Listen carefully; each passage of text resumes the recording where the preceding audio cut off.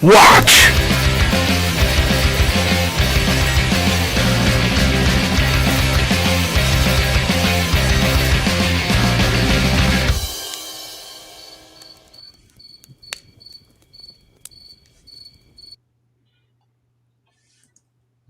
What?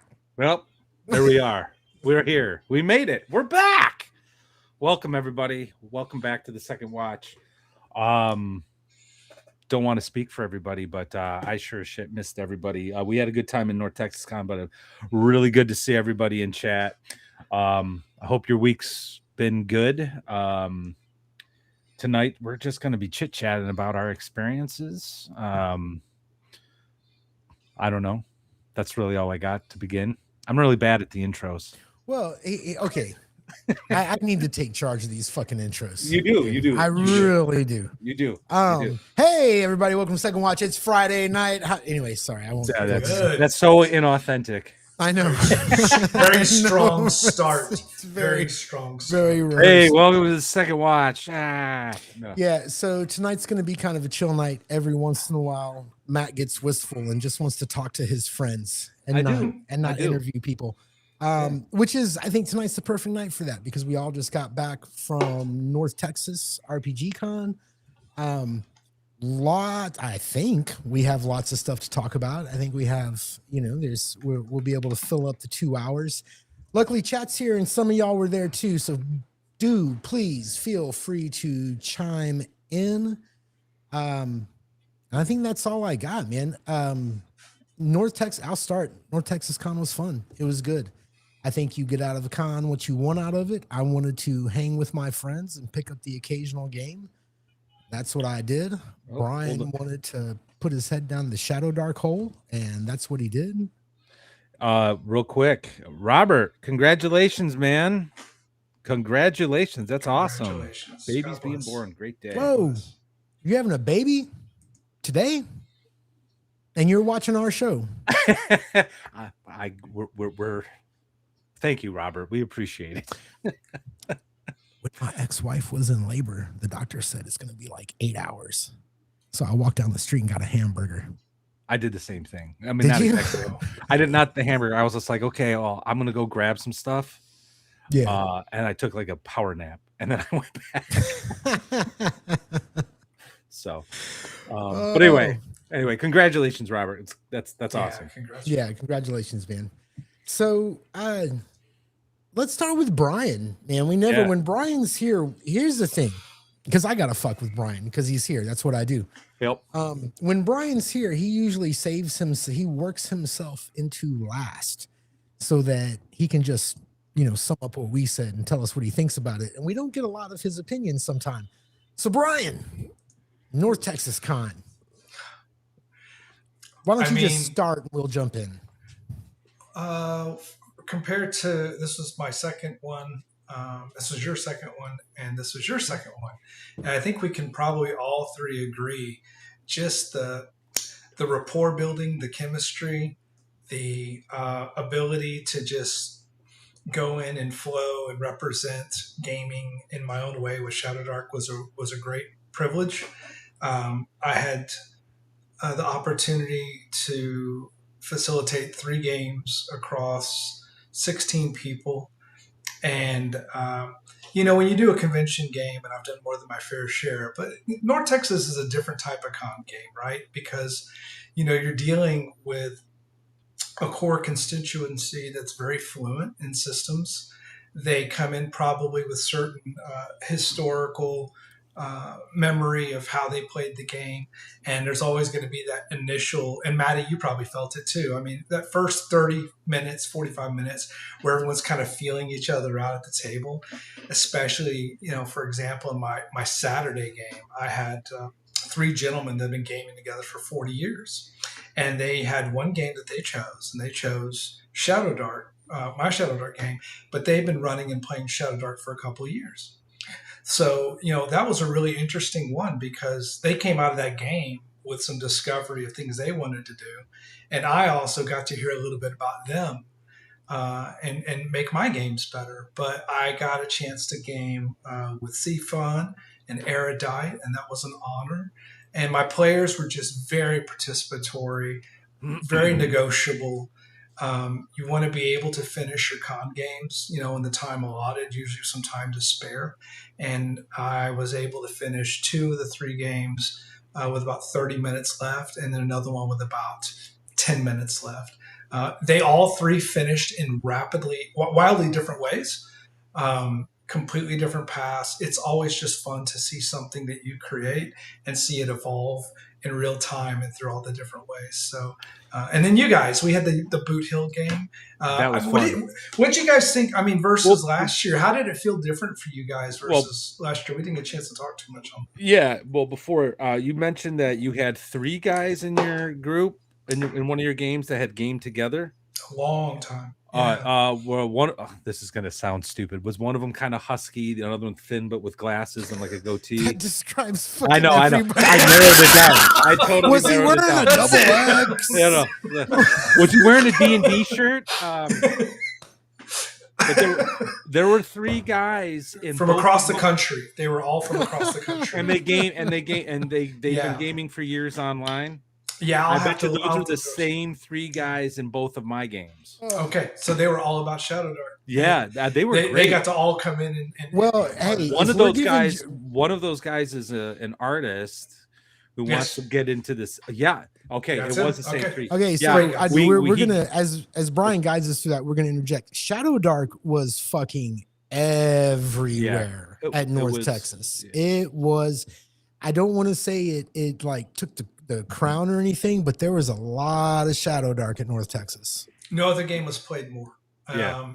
It tied with first edition AD&D for number of events. Of course, Matt and I, between us, we ran 1 out of 4 Shadow Dark games. Excuse me. Yep. We ran 10% of the games. Yeah. So there was 39 games. We ran 5. Yep. So between you and I, we did our share. But Gary, you're spot on, and I know that there's always that back and forth about whether or not it's OSR or not, and everybody's got an opinion on that. I'm just saying, but I think people are on it. Yeah. The reality is that if you pass the litmus of that being a shared game of choice with the attendees of North Texas, I think we can all safely say it gets the job done. So. Yeah. I think a lot of the with the guys I was gaming with, okay, those 3 that we shared, that's so amazing. I didn't even realize they were in your game because I would have said something. They had very similar things to say about Shadow Dark that we've said. It's better than 5e. It's OSR enough, but it's not. All those things. But the other players that I had, they were older than them. Like I had an old timer, and I had Dennis. Was it Couser? Is that his name? Barrels and Bunnies and Barrows. Wow, nice. He was in my game. Great. He was, and he's just like, yeah, I really like Shadow Dark, and I'm like, oh, cool.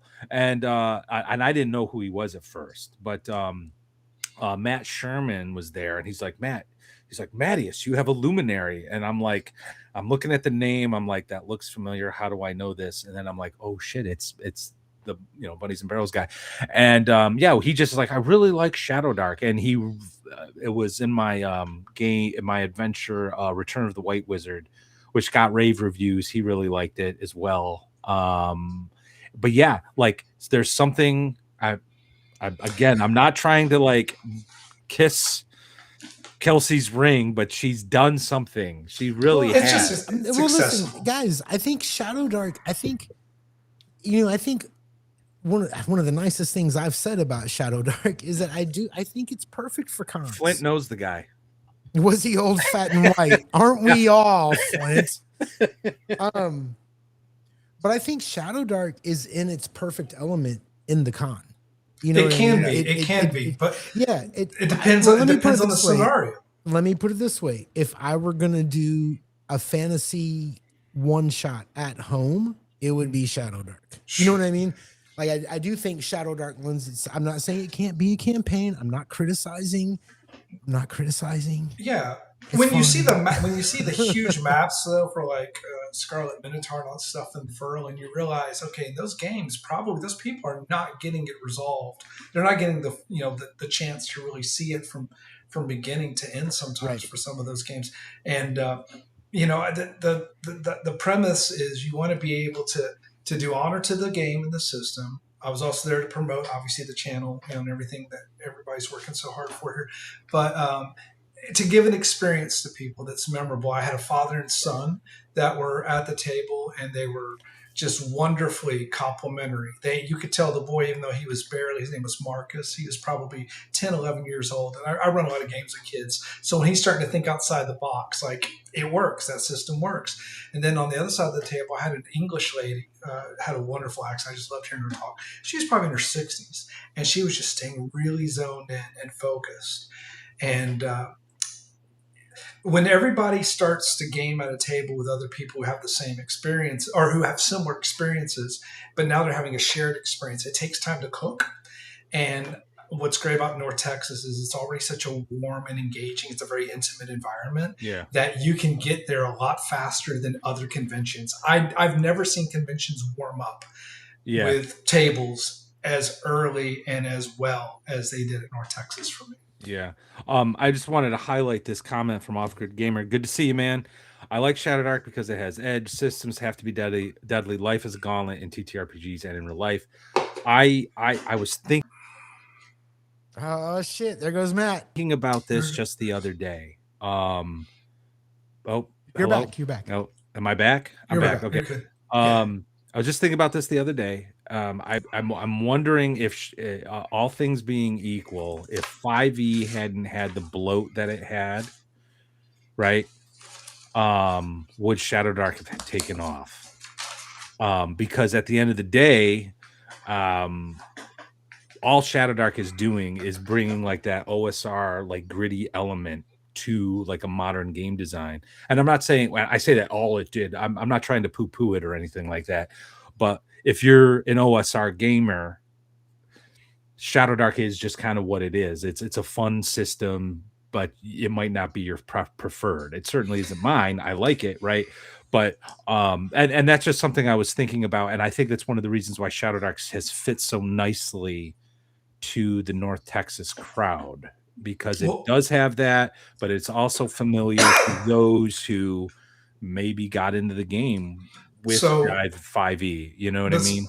here's the other thing. So for the games that I got to play in, which we obviously had the Big Boot Hill, which was super enjoyable because all three of us were in character. But I did the Hero Dark or Hero Dungeon Damsels Supers game, Super Dark. Yeah. So that was an interesting exercise for a game that is using that system, but is about a year out from coming out. I saw some things that were kind of cool, and then I saw some things that were very separate from the intended overlay of Shadow Dark. But then again, Matt, you can speak to this. One of the big closers of our week was the game that we did when we did Shadow City with Chubby, and I played my book finally got here. Yeah. Your book. There. Is Gary? Oh. Did Gary just disappear? Yep. You Gary. disappeared, then I disappeared. Oh, good. And then I got to play my Selwyn Page in Chubby's game. We were in an 80s mall, and this was my Olivia Newton-John trying to find an LP. And she wasn't feeding on people. So that was oh God.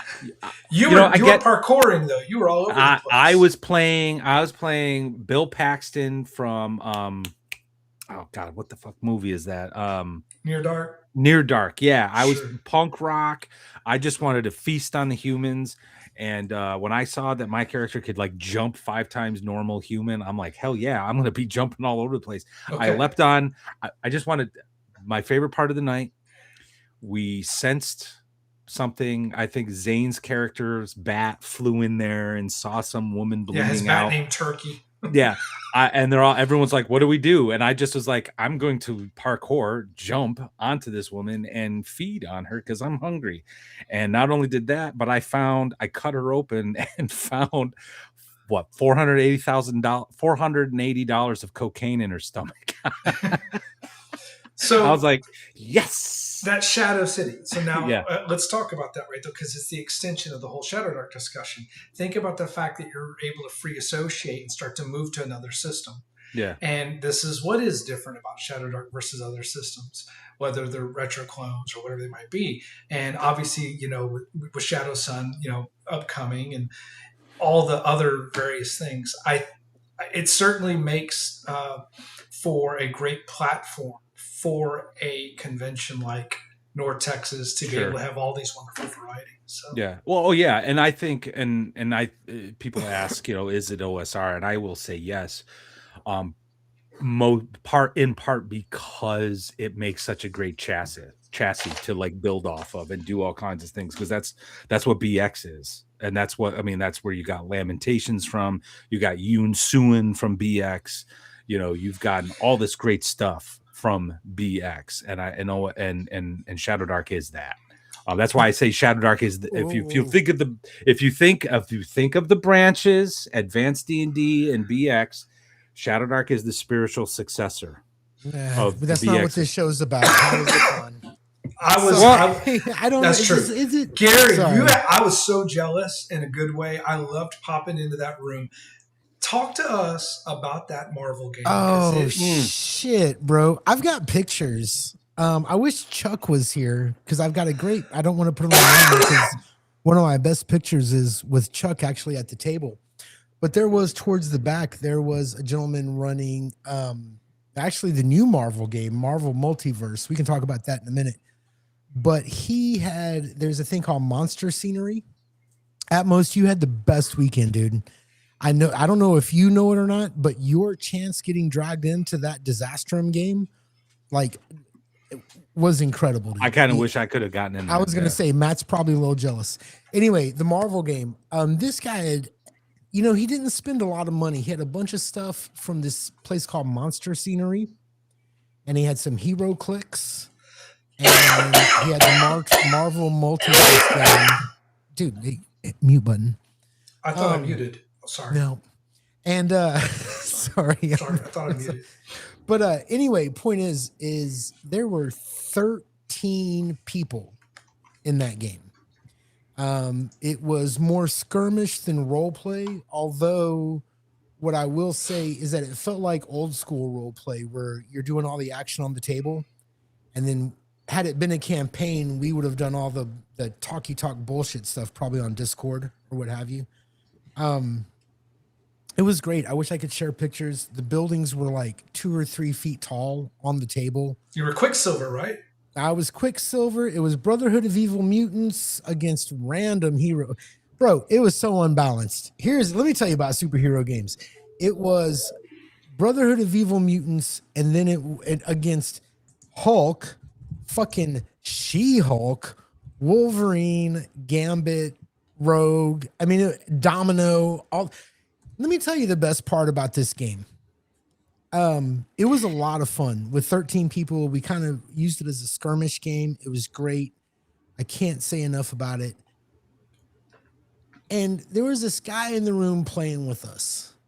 And I think me and him were really the two getting closest to the map and looking down and trying to figure. And when somebody would ask about a power or we'd read the character sheet, we'd be like, that's not how it works. Because I'm a comic book guy, right? And I knew it when he came in, but I tried really hard not to let it register. You know what I mean? I tried really hard not let it affect me. But at one point, one of the guys was playing Domino. And that character shot Magneto in the head and left like a blood spray, right? Like killed Magneto. And I'm playing Quicksilver, which is Magneto's son. So me and this guy get into this conversation about, are we playing a role-playing game or a skirmish game? That's going to affect my decision. We decide we're going to role play it. So I scream, that's my dad. And I have Quicksilver try to run through Domino and make her in fucking red mist, right? The person controlling Domino was David Zeb Cook, who wrote the original 1984 Marvel superheroes. And That's me so and him awesome. were like head to head.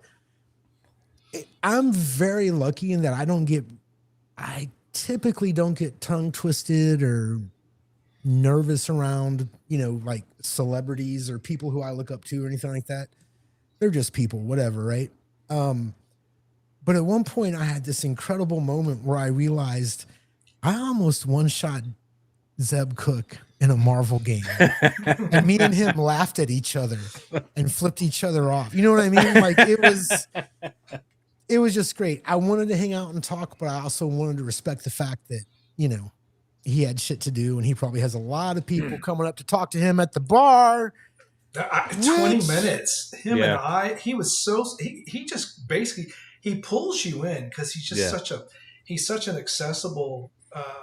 His dialogues are just so easy to just get wrapped up in. And I was up there cashing out, and then he was there, and he was like, "How are you doing?" I was like, "I'm doing good. How's your?" I was like, oh.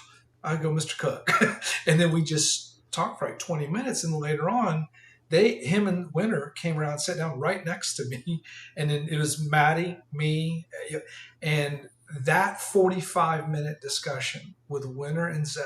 Yeah. You never would have gotten something like that at Gary Con or Gen Con. Yep.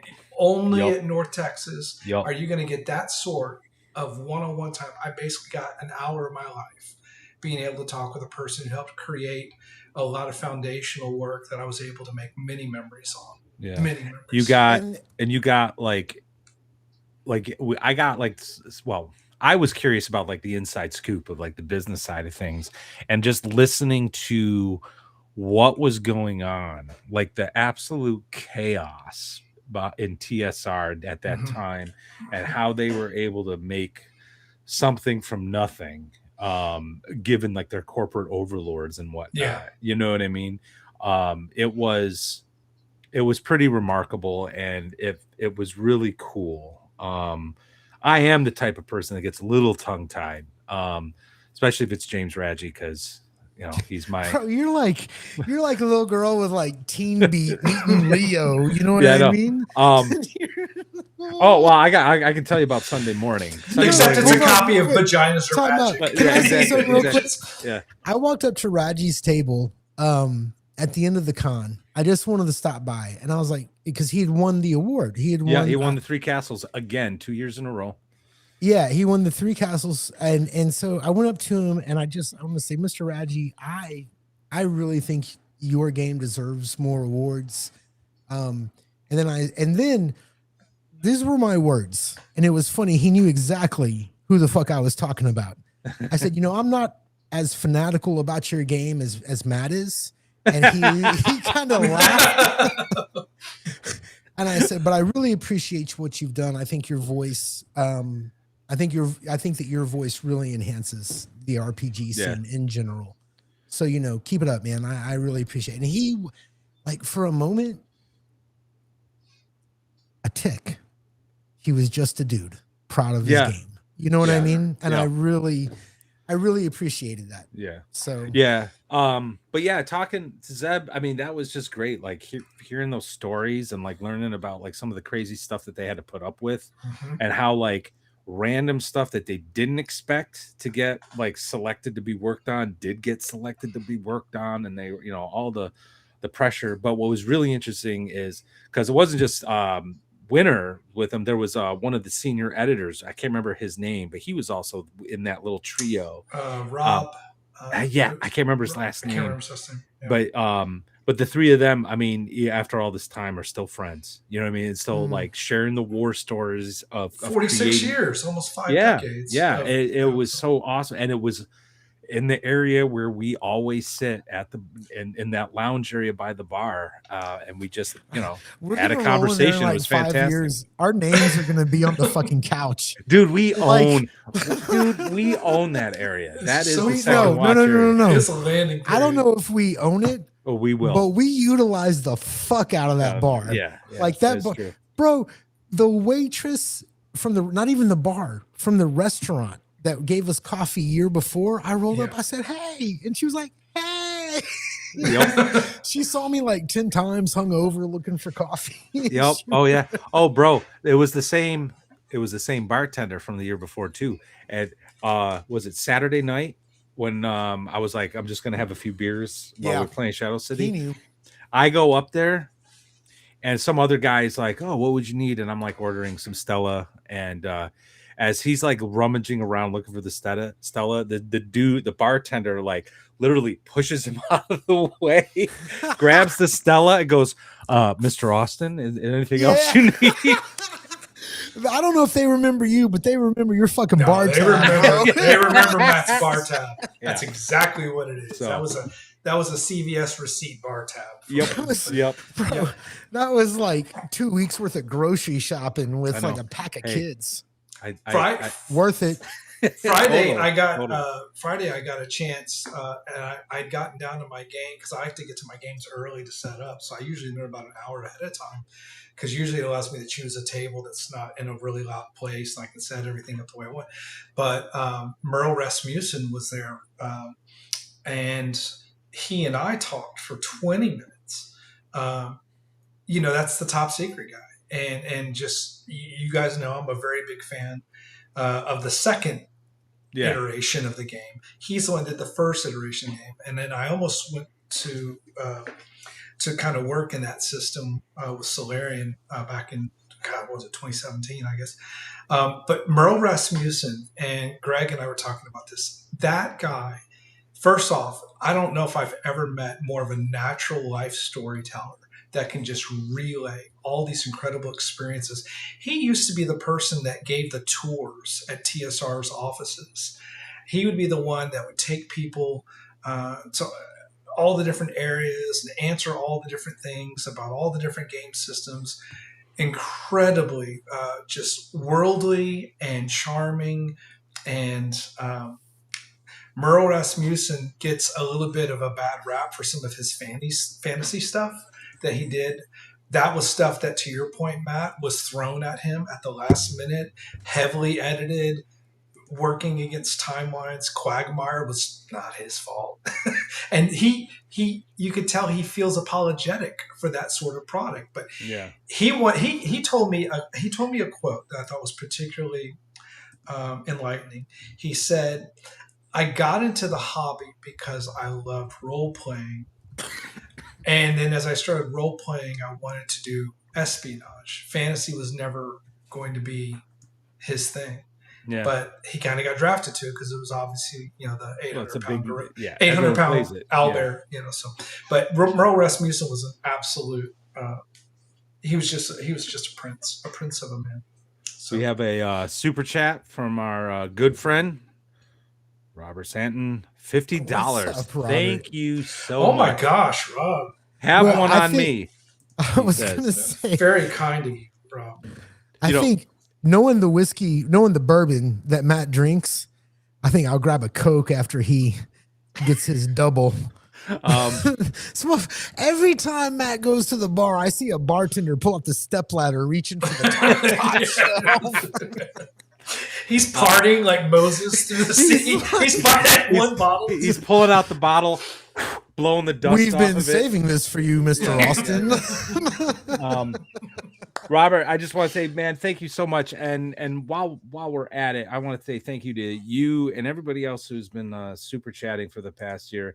You guys really helped make North Texas Con happen for us. Like for the first time. Well, I'm not saying we're in the black. I mean, we are. I'm not making any money off of this. We were last year. Yeah, but you were able to like help us pay for some of our expenses, so we really appreciate it. That's another thing. And Robert, thank you. And again, if you're at North Texas or at a con that I'm at, please come and find me. I'll buy you a drink. We'll hang out. We'll game. Yeah. It'll be awesome. And one thing before I forget, since it's come up with Robert, we got a lot of super chats this year. A lot of them were just from friends, and we thank you for that.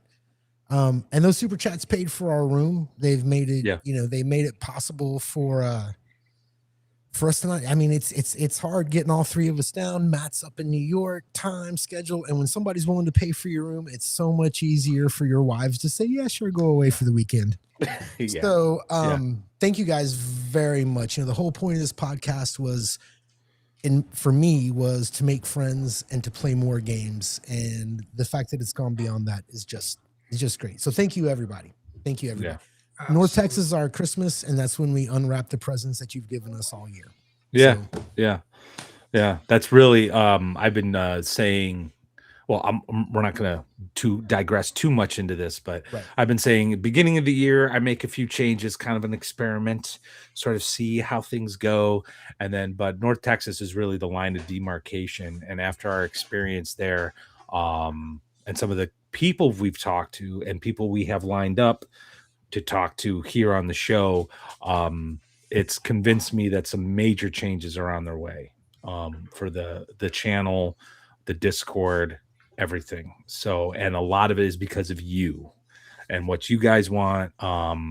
Like I did this on a lark. I was like, man, let's do a live stream. Hey, let's just do it. Well, let's see what happens. And did not expect. Is that how it went? Anyway, Well, no, okay. It was a couple years of Gary being like, "Hey, let's do a podcast. Let's do a podcast." I was like, "Fine, let's just do it. Let's see what happens." But I honestly didn't expect it to take off, and it's been taking off, and yeah, so it's great, and it feels good, and I don't know. So thank you. Absolutely. Yeah. So we're gonna get off. We don't want to, turn into women here, but we appreciate what's going on. And I know we're not used to hearing back to the con. But one last thing, if you could improve North Texas or the North Texas experience, like what would make it a better? Like, what would you do differently? At North Texas for the con. Or what would make it? What would make it better for you? It's hard because I think North Texas is doing the absolute most with what they have. Sure. It's a shoestring thing. It's niche. Yes, they sell out, but they sell out at 600 people. That's not Gen Con. You know what I mean? Yeah. They had 3 to 4, and I saw this on 10 Cars podcast. Actually, the guy who puts on North Texas was on 10 Cars podcast a day or two ago. Gary Oliver. Yeah. Yeah. And, he had mentioned how the ladies that walk around and take orders, fix the ice machines, word. But the ladies that walk around and take the orders and bring you your food in the game rooms, those aren't hotel employees. North Texas, they hire them. Honestly, they did a great job. They're incredible. I'd like about 2 more. Yeah. I think if they had because a lot of times they're so busy that it's like, I ordered a coffee and like 2 hours later, I'm like, who ordered coffee? Oh, that's my, you know what I mean? Yeah. But it's because there's 600 people there and they're all sitting at a table and they all want to drink and they all want food. And those girls are so nice. I describe them as angels of refreshment, Yeah. They're very nice. They really take care of us. I wish they'd hire 1 or 2 more, but I don't know the budget. You know what I mean? Yeah. I would agree with that. I think a few more just to help out. I never had a problem with any delay in getting my coffee, but I never really I think I ordered like once or twice at a table. I think for me was actually the lead up. And I know Dan's not in chat because he's at Central New York Con tonight. But I bought a ticket, so we didn't buy a ticket last year, so we just kind of showed up and see what games were available. This year we spent the money on a ticket so we could like pre-register that benefit, right? And tabletop events, and this is really not a North Texas Con problem. This is a tabletop events problem. Like you're sitting there waiting, and then the time goes, and you're like clicking, and I'm trying to get into James Radji's games, and I'm watching this wheel of death circle, and then all of a sudden it's like completely filled up, and I'm like, what the hell? I'm not going to reveal Dan's secret, but he was able to get into both, and then he gave me the seats, which was really cool of him to do. But I would like them to figure out some other way of handling that, because that like gold rush, sort of like everyone on the finish line, or the starting line, and then like scrambling and hoping their computer connection is fast enough. I would like them to fix that. I don't know if they can be fixed. Oh, they're fixing it. It's called raising the prices. The next run, they're probably going to add 20-25%. Yeah. Well, 25%, but I could see, 25% is a lot. You'd be looking at what? Yeah, but you're paying $5. You're paying $5 for those advanced tickets to get into those games. which I think is kind of ridiculous. You know what I mean? Well, I don't think it's ridiculous. I think if you're going to raise the price for the con, the pre-registering, and then paying $5 on top of the ticket for the that seems a bit ridiculous. Um, but I don't know. But for the con itself, like I really have no complaints at all. Like um well, Sorry, the complaint any complaint that I have is really more me. Like I want to make sure yeah. I schedule more time to hang with people because I wanted to get into games, you know. I want to bring So, attention to the fact that Atmos did take notes on like severely like this is what I would improve about the con. oh geez, None of them are about the con. They're really about the hotel. Oh. The hotel had some problems this year Yes, between it the did. fire alarm. Yep. However, The roof leaking after the roof that torrential. leaking. I just hold on one second. I gotta mention something. Like I'm from Western New York, and we joke that in Western New York, on any given day, you can see all 4 seasons. But never in my life have I seen rain go horizontal, go this way. Yeah. Never in my life have I seen. There was whatever that torrential storm hit. I honestly thought there was going to be a tornado.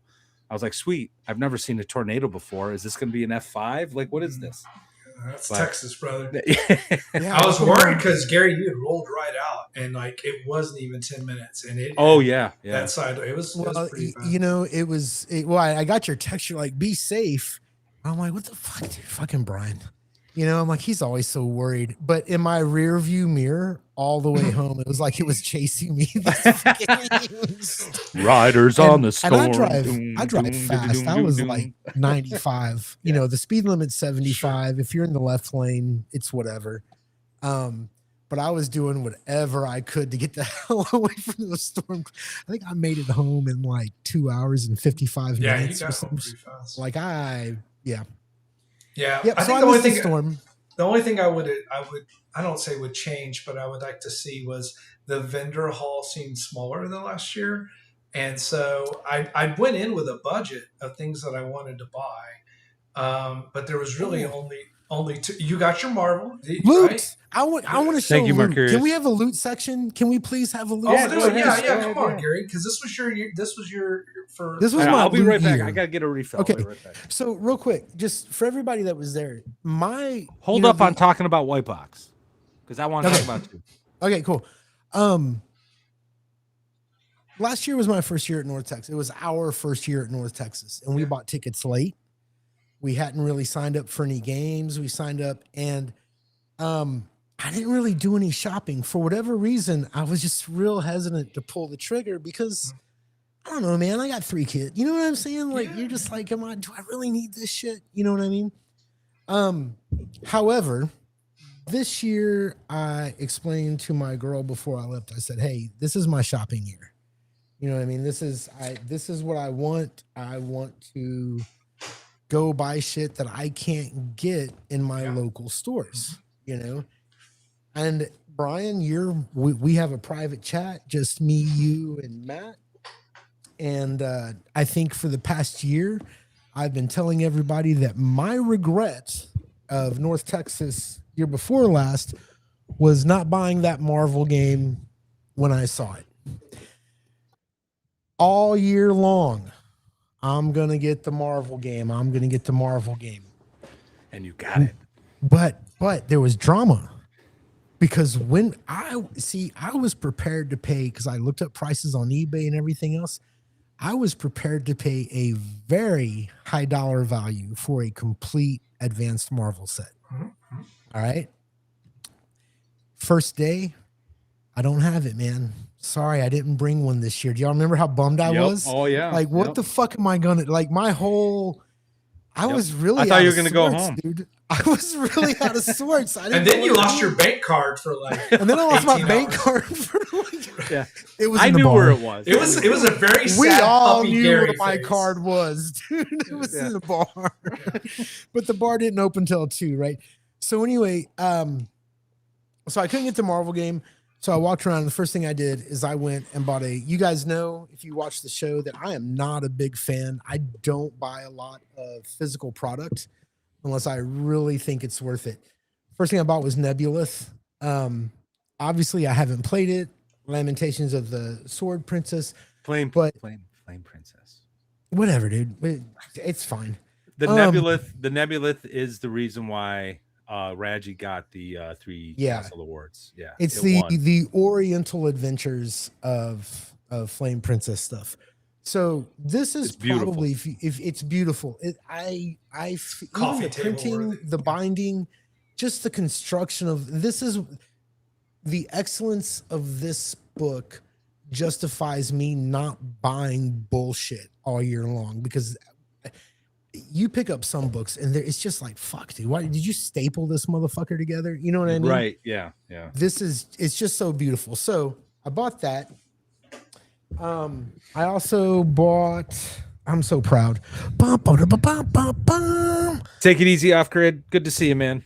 Later. Uh, got some stuff, and then Atmost, who I really can't thank enough, brought a bunch of stuff he needed to get rid of, and he gave it to us. First of all, I have not had a chance to look at this yet, but yeah. Sorry about that.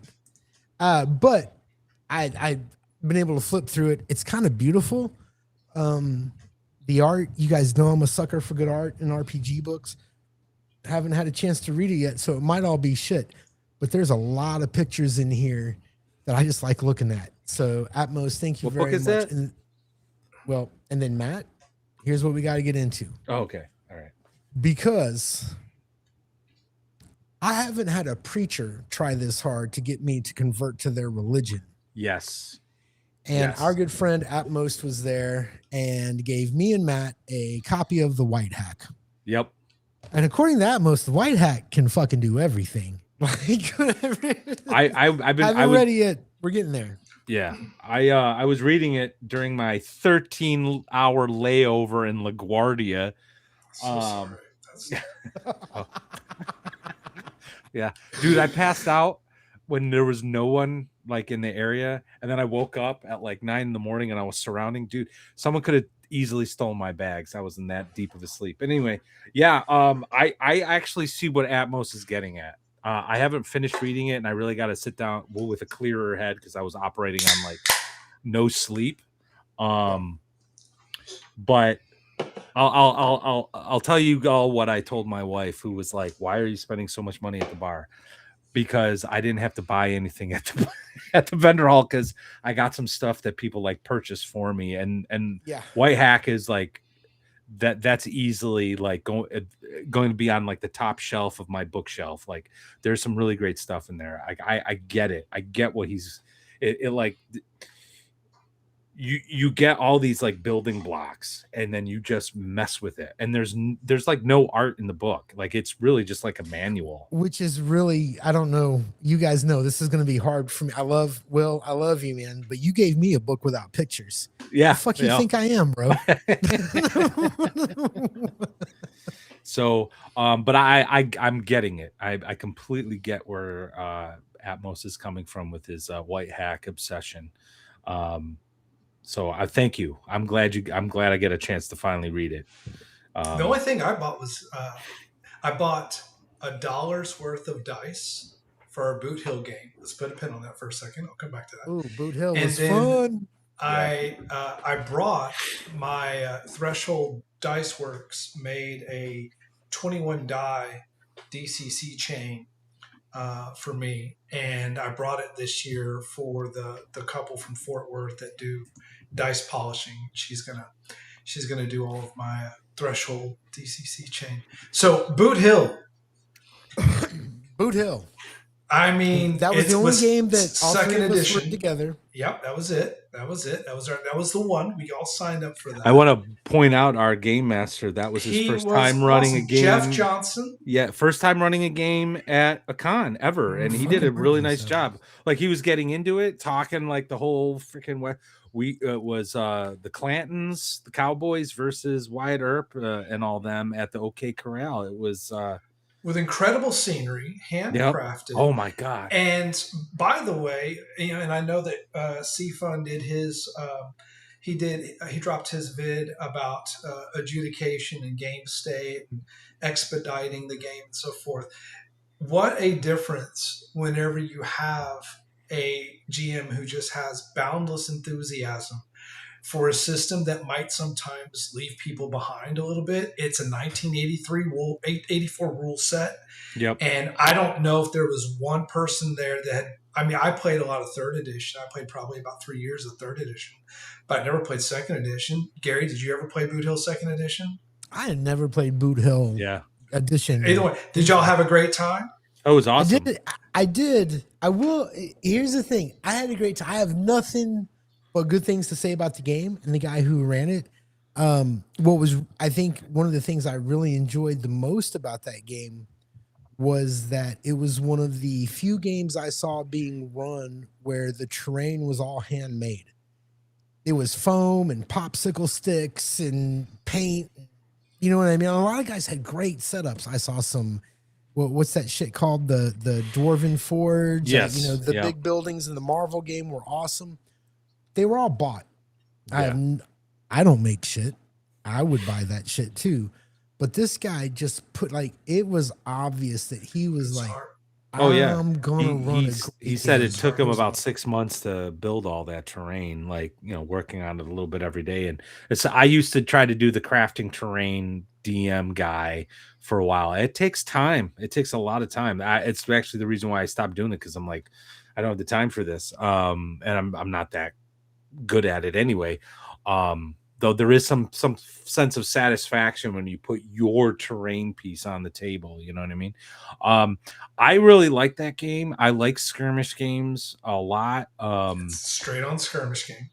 I would like actually to take I'd like to actually see what I said, the third edition is a little bit more role Third edition was play. more, yeah, it's more role. I'd like to see what that could do, but honestly, if there was a way, because I know we talked a little bit about like Cow Punchers by the Basic Expert as a possible Western game that you could play, and then of course you got Deadlands and stuff like that. I'd be curious to see what third edition does, because I want a little bit more. Like, I've done the skirmish thing, I've done the tabletop wargaming thing. I don't have the time for it, but that really did feel like a shootout at the OK Corral, And we did bring the role play.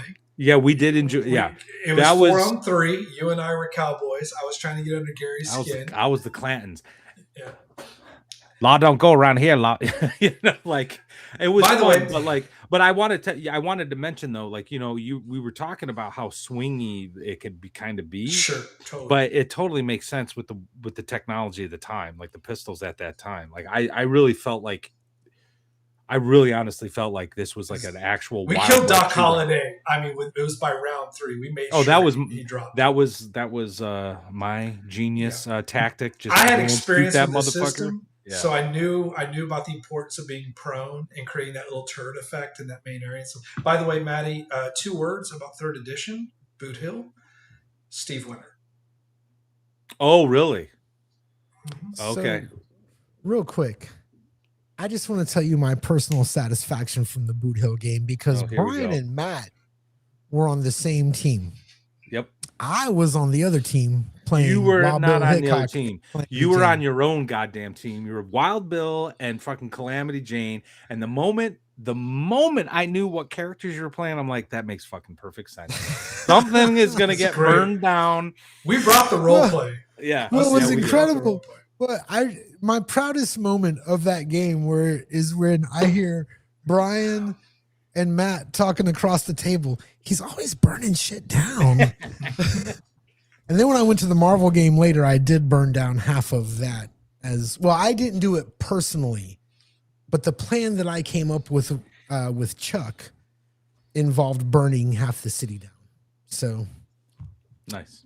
Yeah, if you're going to run a game for me, you best get them fire rules straight.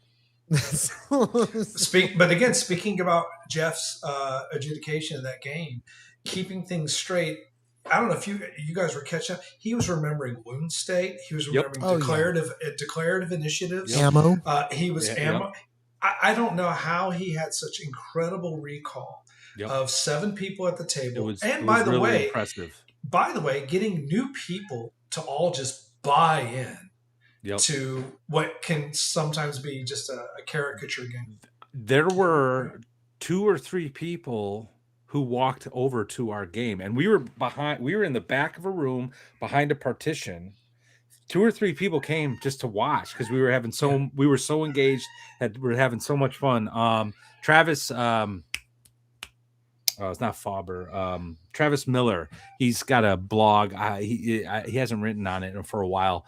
I follow him. He showed up and I chatted with him briefly. I should have introduced you. I was just like too into the game, but yeah, like he was doing such a great job. And on top of that, he was kind of role playing along, like going in with the narrative, explaining everything. He just did a great job for Great job. someone. And he was, I don't even remember it because like when I showed up, because I was one of the first ones at the table, he was like very like almost apologetic. Oh, this is the first time I'm Oh running in a yeah. game. Da, da, da, da. Yeah. I'm like, bro, you're good. You are good. So um but yeah, it was a lot of fun. I went into this con wanting to play games I hadn't had a chance to play. Boot Hill was one. I've been hearing about it for years. I'm glad I got a chance to do it.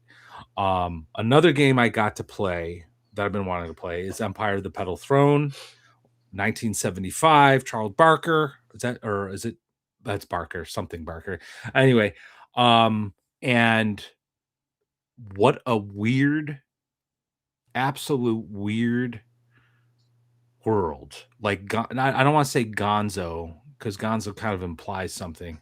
Just very strange. Like it's like classic sword and sorcery, dying earth type setting. I don't think I like the rules. I gotta be honest with you, but I like the world so much. I went and I bought a source book. That's one of the one book I actually did pay for this trip. Was the Tecamel source book, like world book and all that.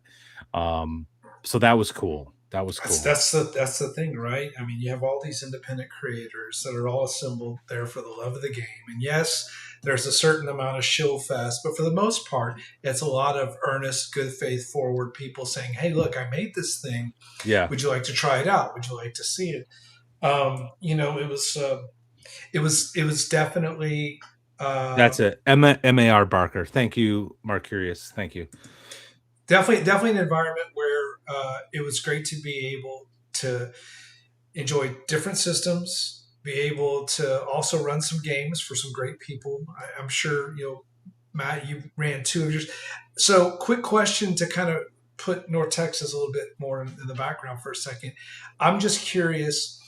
You were running your two of your published adventures at North Texas.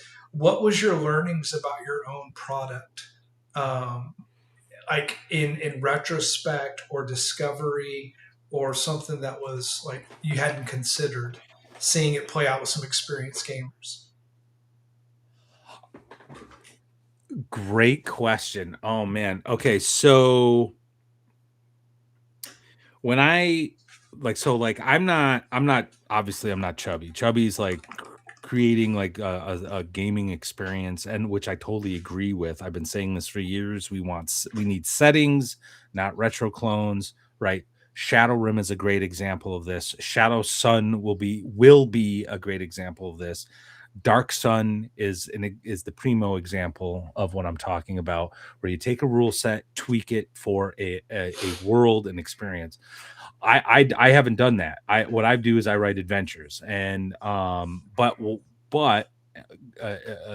someone I used to follow years ago was James Desborough, Grim Jim, and he made a really good point in an older video where it's like modules and adventures tend to be one and done unless there's something really classic about them, like Keep on the Borderlands, right?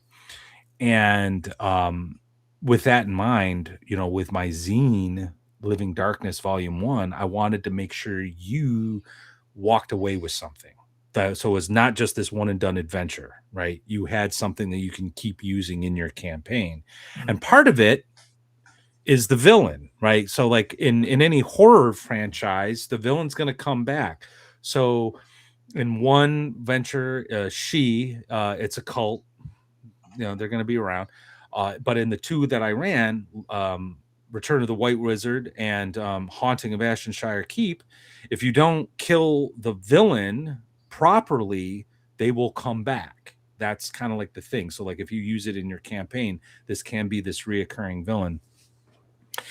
And in my play of the Haunting of Ashenshire Keep, the players figured out really quickly that this, undead, greater undead creature can only be affected by magic, and their clerics started like casting like holy weapon on everything. You know what I mean? So that's like an obvious thing, and I prepared for it. Like, she's just going to attack the cleric. She's just going to try to get rid of the cleric. But they were really, really good, and they, because of those three guys have been gaming together for so long, they were like the A team. They showed up, Efficient, knowledgeable. and they took her on, and we're able to defeat her quickly. Now, if this was an ongoing campaign where they'd get together with me next week, that'd be it, whatever. And in the adventure, come next autumn equinox, she returns. Well, here we are in a convention. That's not going to happen. So, like, I ended up just kind of like randomly, okay, she's going to come back in 5 terms kind of thing. I had him roll a die and blah, blah, blah. So that was one thing. I learned that, like, doing that is not, that kind of structure is not going to be conducive to a one shot. Because if I had just said, okay, you killed her, the end, we'd be done in like 2 hours kind of thing. And the whole point of that particular adventure was supernatural horror, like the ramping up, the tension. There's it's all focused on the always on initiative as you're going around the table. So when it comes to the game master's turn, you're not rolling for random encounters. You're not rolling for anything. You're rolling a witch's action. And you roll on the table, see what she does. Sometimes I'm banging on a table and I'm like, down the hall, you hear 3 knocks. And I'm luring them to traps, or like you hear a door open or slam shut, and I'm luring them through the dungeon. That's the whole point of what she does when it's her turn. So, honestly, I did not think about that adventure being like a one shot, but I ran it as one. So, like, I'm like, okay, I'm gonna have to do that a little differently. But other than that, like, the game sessions ran as all the play tests did, for the most part. Though I hate to say this, but the guys like play tested Ashenshire, they didn't use magic as much, I guess. And these guys were just like, oh, this is undead. We're going to do this. We're going to do that. We're going to do this. We're going to do that. So they knew. But that being said, if this was part of their campaign, and had they just like annihilated her with their magic, they would have been like, hey, we're heroes, and they would have walked away. And then in game, a couple months down the road, whatever, in game, when it's autumn equinox, the Ashenshire witch would return, and they'd have to figure out what didn't we do, like what did we F up. And that's another part of that module, is figuring out how to actually destroy her. So but anyway, Gary, we were talking about just like when you run games at a convention, and what do you take away from it? What do you learn? What would you change? What were the discoveries? That's where Matt was going. Well, I think we're gonna. Well, I don't want to say. Well, you're running Marvel next year. That's going to be great. I don't know that I am, because no. It's not that I don't want to. It's not that I don't want. In fact, I'm impressed by just how cheap it would be to run a really good Marvel game. You know what I mean? Like, looking at the. I think if you don't run Marvel, you should run Star Wars, bro. Star Wars D6. Here's the thing. We have talked about something special. So until we get that worked out, I don't know that I don't know. I can't commit yet, right? Like, second watch. We talk and we plan things. And then they don't. And then we go on about our own way and do whatever the fuck we want. I think next year, I don't know, although I'm sure Matt might make me, but I won't run as many Uh, organized games.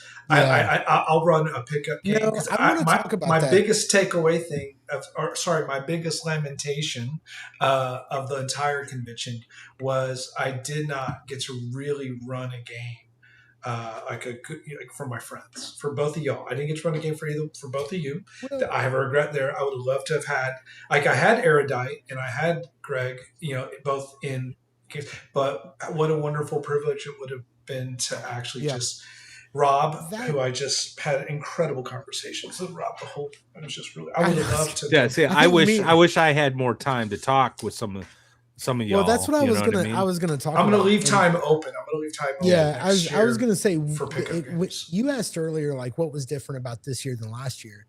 And last year I was talking before how we had all just kind of shown up and we were, every game we'd kind of look in and there'd be, chairs waiting and such. Um, and this year you guys were way scheduled and I was Mhm. not scheduled at all.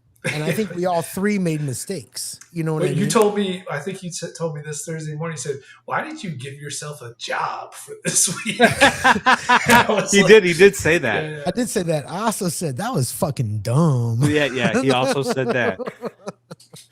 But no, the thing is you guys you were working real, you guys were working.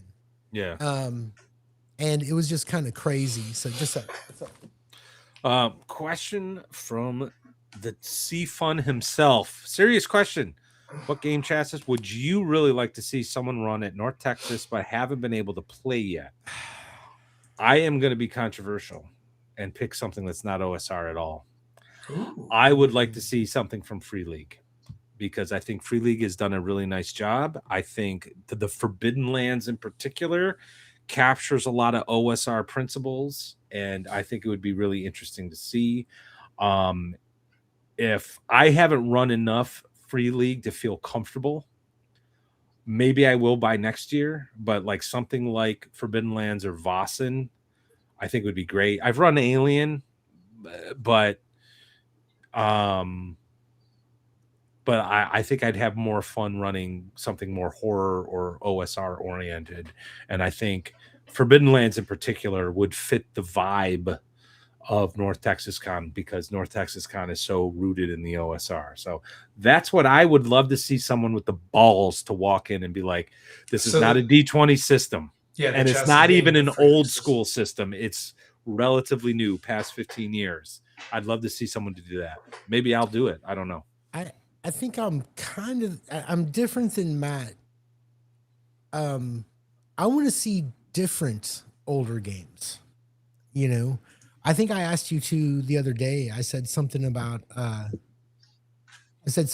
like what if what is when we talk about these older games that came out in the same era as D&D or that second wave that came out after. Um, are those OSR games or are those just old games? Mm. Right? Nerd We Cognito were likes to say classic gaming. You I know? think classic gaming is fine. Yeah. I think that's fine as well. I would like to see more of that. I think I'd like to see more classic gaming. If I understand that D&D is going to be king there, Yeah. or a D&D derivative or what Yeah. have you, uh, which as it should be, right? It should be that way. But I didn't even really see any proper D&D. I saw Hyperborea. I saw Shadow Dark. Mhm. I would like to see more older games being played, and that includes BX. I don't know that there was a lot of BX there. I think it was a lot of Shadow Dark, and God, fuck, Todd ran like 30 fucking dropship games, and his Yeah. partner ran like 30 Horde Wars games. So that was nice. It was Grant's first. Greg's son Grant went. It was his first convention, and he's like now the master of dropship. He's all about that kid for his first convention with a bunch of grogs. Went there, Yeah, and I think he had something like I don't know how many games or how many hours. there were Chubby, did he have? 39 AD&D games, Gary. Sorry, Yeah, I didn't but say but that. but yeah, but Grant got in his dropship reps. He became the dropship kid, Bro, Yeah. which sounds like an '80s series, but yeah. no, it was So good. Hey, Chubby, I'm going to tell you the truth. Next year will be different. All right. However, I didn't even look at a schedule this year. I didn't. I just walked around and looked at what people were playing. You know what I mean? When Matt and Brian were telling me how many games they were like signing up for, I was just like, fuck that. Where I screwed myself was that I would go looking for seats. Like games would be starting to let out, and I'd go kind of look for empty seats. But I always fucking ran into a friend and we'd start talking. And then me and Erudite are sitting in the bar, or me and whoever are in the hallway. Me and Rob, I think 3 times on one day, me and Rob had 1-hour conversations. Hey, what are you doing? And then we just sit down in the corner, and conspire. So that was my bad. What was Flint. your chassis game? Maybe I missed it somewhere. If you could, what was the chassis you'd like to see run next year? That was games from that era. Classic RPGs. Let's put it that way. Gamma World, Star Frontiers. I didn't fucking say that, Chubby. That's going on a shirt. I don't even know if I have that strong opinions. Oh, you do. You could change my mind on almost everything, I think. Anywho, I think was my bad. I didn't schedule enough. I think you guys overscheduled, and we didn't have enough time to hang. I think next year, between the 3 of us, actually, I do think next year we should schedule a time to sit down and talk for a few hours. Because all weekend long, I thought, when are we going to have the second watch meeting? Yeah, I know. Well, I know. And then all of a sudden you left, and I'm like, there's no business meeting. But no, I agree. I think next year I think, and we can get into this off camera, but like, I think we have an obligation to run at least 1 game each, or more if you want. Together. Anyway. And total chaos. Oh, geez. I no. I did tandem DMing. We're each going to have 15 minutes to DM. No. And then we're going to that's never going to work. It's never going to work. I did tandem DMs. I need to find that. I wish I had a copy of that podcast episode. Anyway, but I do think we should run a game each. And we certainly should play a game or 2 with somebody as players.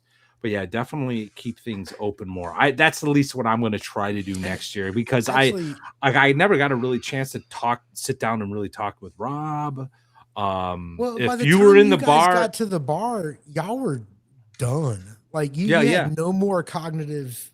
You were finished. It's a lot. It's a lot to spend like on the social bandwidth. To answer Greg's question on chassis, I would probably say next year I would love to get into a Star Wars game.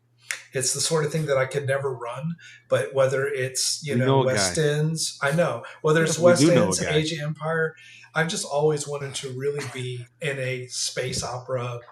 Space fantasy campaign. We know a guy, but I know, but that's my personal. I would love. I'm not promising anything right now. Okay, let's do a quick poll right here. Why don't you guys decide my life a year from now? And before you answer that poll, let me engage in a little electioneering. When I wanted to run a Star Wars game, I mentioned it to Gary. This was a couple years ago. I just mentioned it, like, I think I'm going to run a D6 Star Wars game. I'm feeling nostalgic for West End games. And he goes, listen, man, this is how you run a Star Wars game. And he fucking broke it down for me. And you know what? He wasn't wrong. I took notes. I was like, oh my God, you're absolutely 100% right. So anyway, go ahead, vote. All right, so here's what we're voting on. Are you ready? Gary's going to run Star Wars. I'm going to give you guys 3 options. He's going to run Star Wars. I'm going to give you guys 3 options. Star Wars. This is between us 3 for next year? It's for me for next year. For you. Okay. Oh, cool. Okay. You ready? So here are the 3 options, and this is chat. Get ready to ball. Get ready to do it, chat. All right. So Star Wars D6, 1 session, 1, because honestly, I'll be tired after. 2, Marvel superheroes, for which I will at least bring the hero clicks. I don't know what I'm going to do about terrain, but I got a year to figure it out. Or 3, the third option is that Brian Matt, and myself run an all weekend game No. of BXWare Shadow Dark, wherein we tag out every 3 to 4 hours and have a keg and pretzel sticks. I'm backing off. Oh my gosh. In the little bar bowls. Vote. Okay. All right. So this is what we call not electioneering, but bribing the electorate. For sure.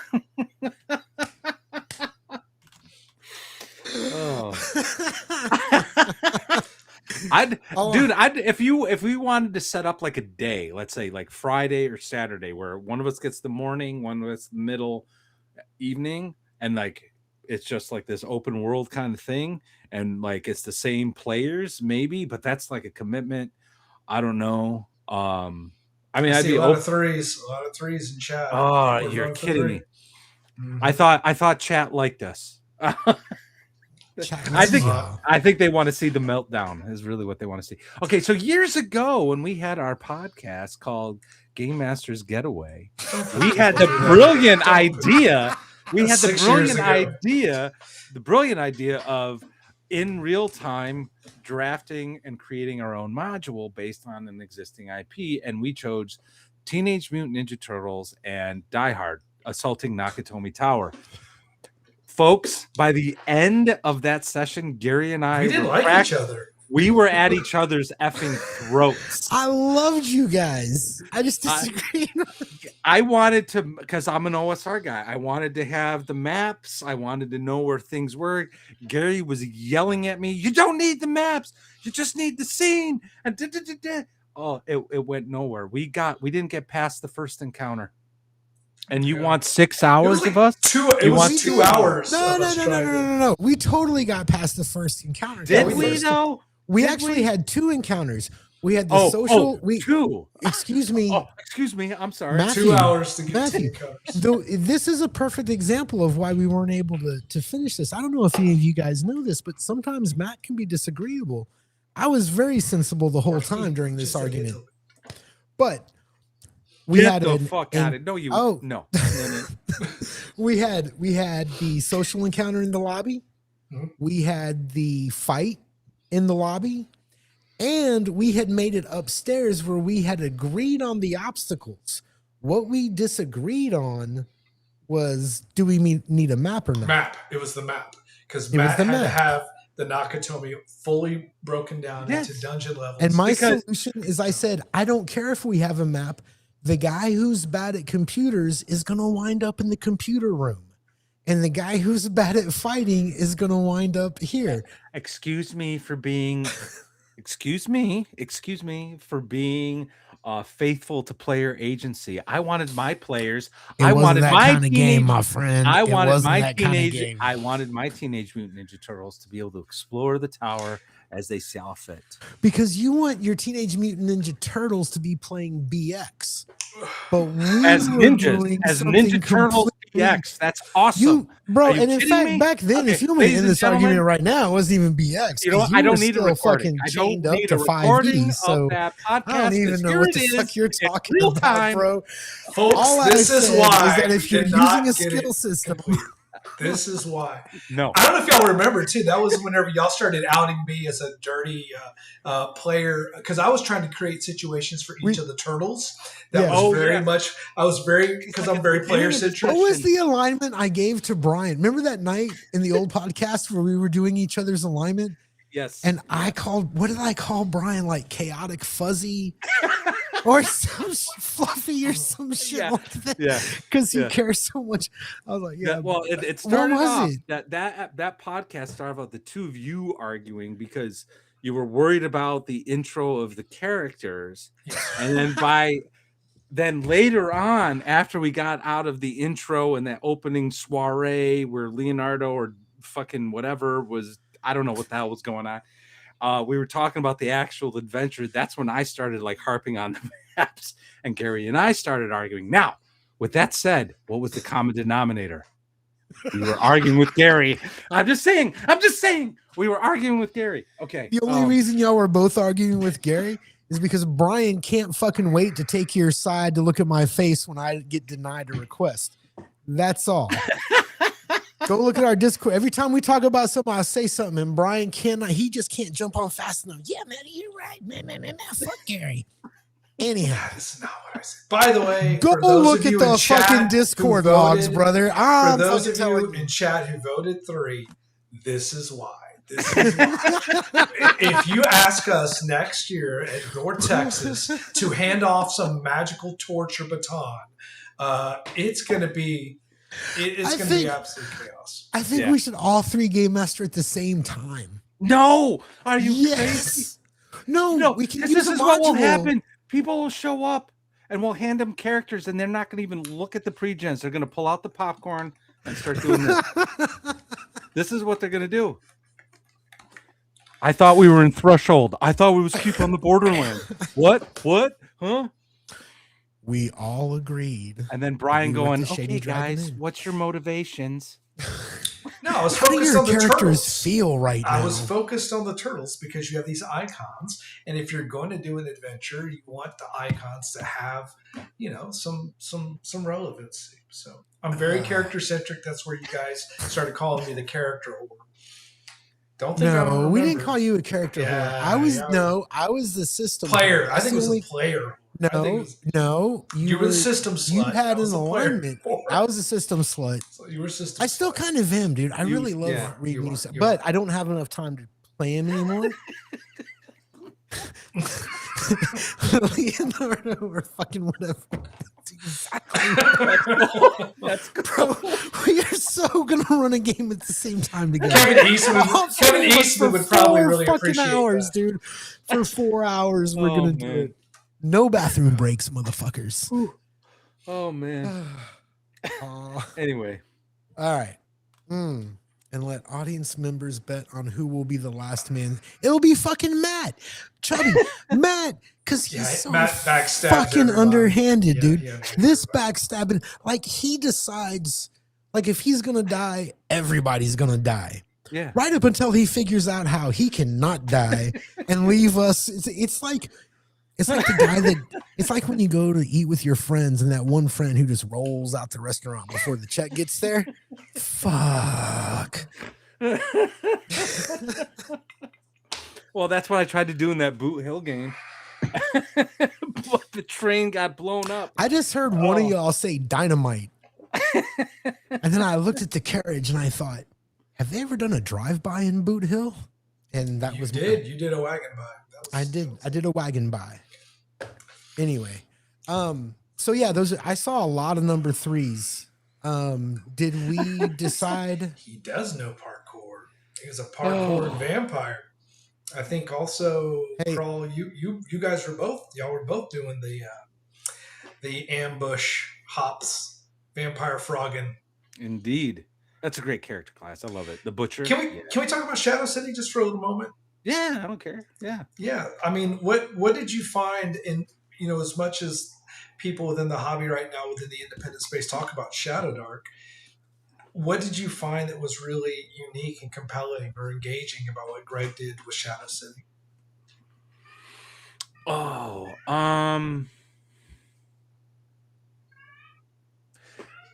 It was more fun than playing Vampire the Masquerade. Totally. I'm sorry. Okay, so Shadow City is to play I don't even know how to do this analogy correctly. So like playing Shadow City feels like you get to play the fucking vampire. Like you're actually playing a vampire and you have options. You have options. So you're not like you can just, not every vampire is the same, right? Yeah. And they all function together in some sort of like cohesive party, much like a Shadow Dark, like adventuring party, or OSR, OSE venturing party. Now, I never played Vampire the Masquerade, but I'm very well aware of it because I knew a guy who really liked it, and we would hang out together at Denny's late in the evening talking about World of Darkness. Long story, not going to get into it.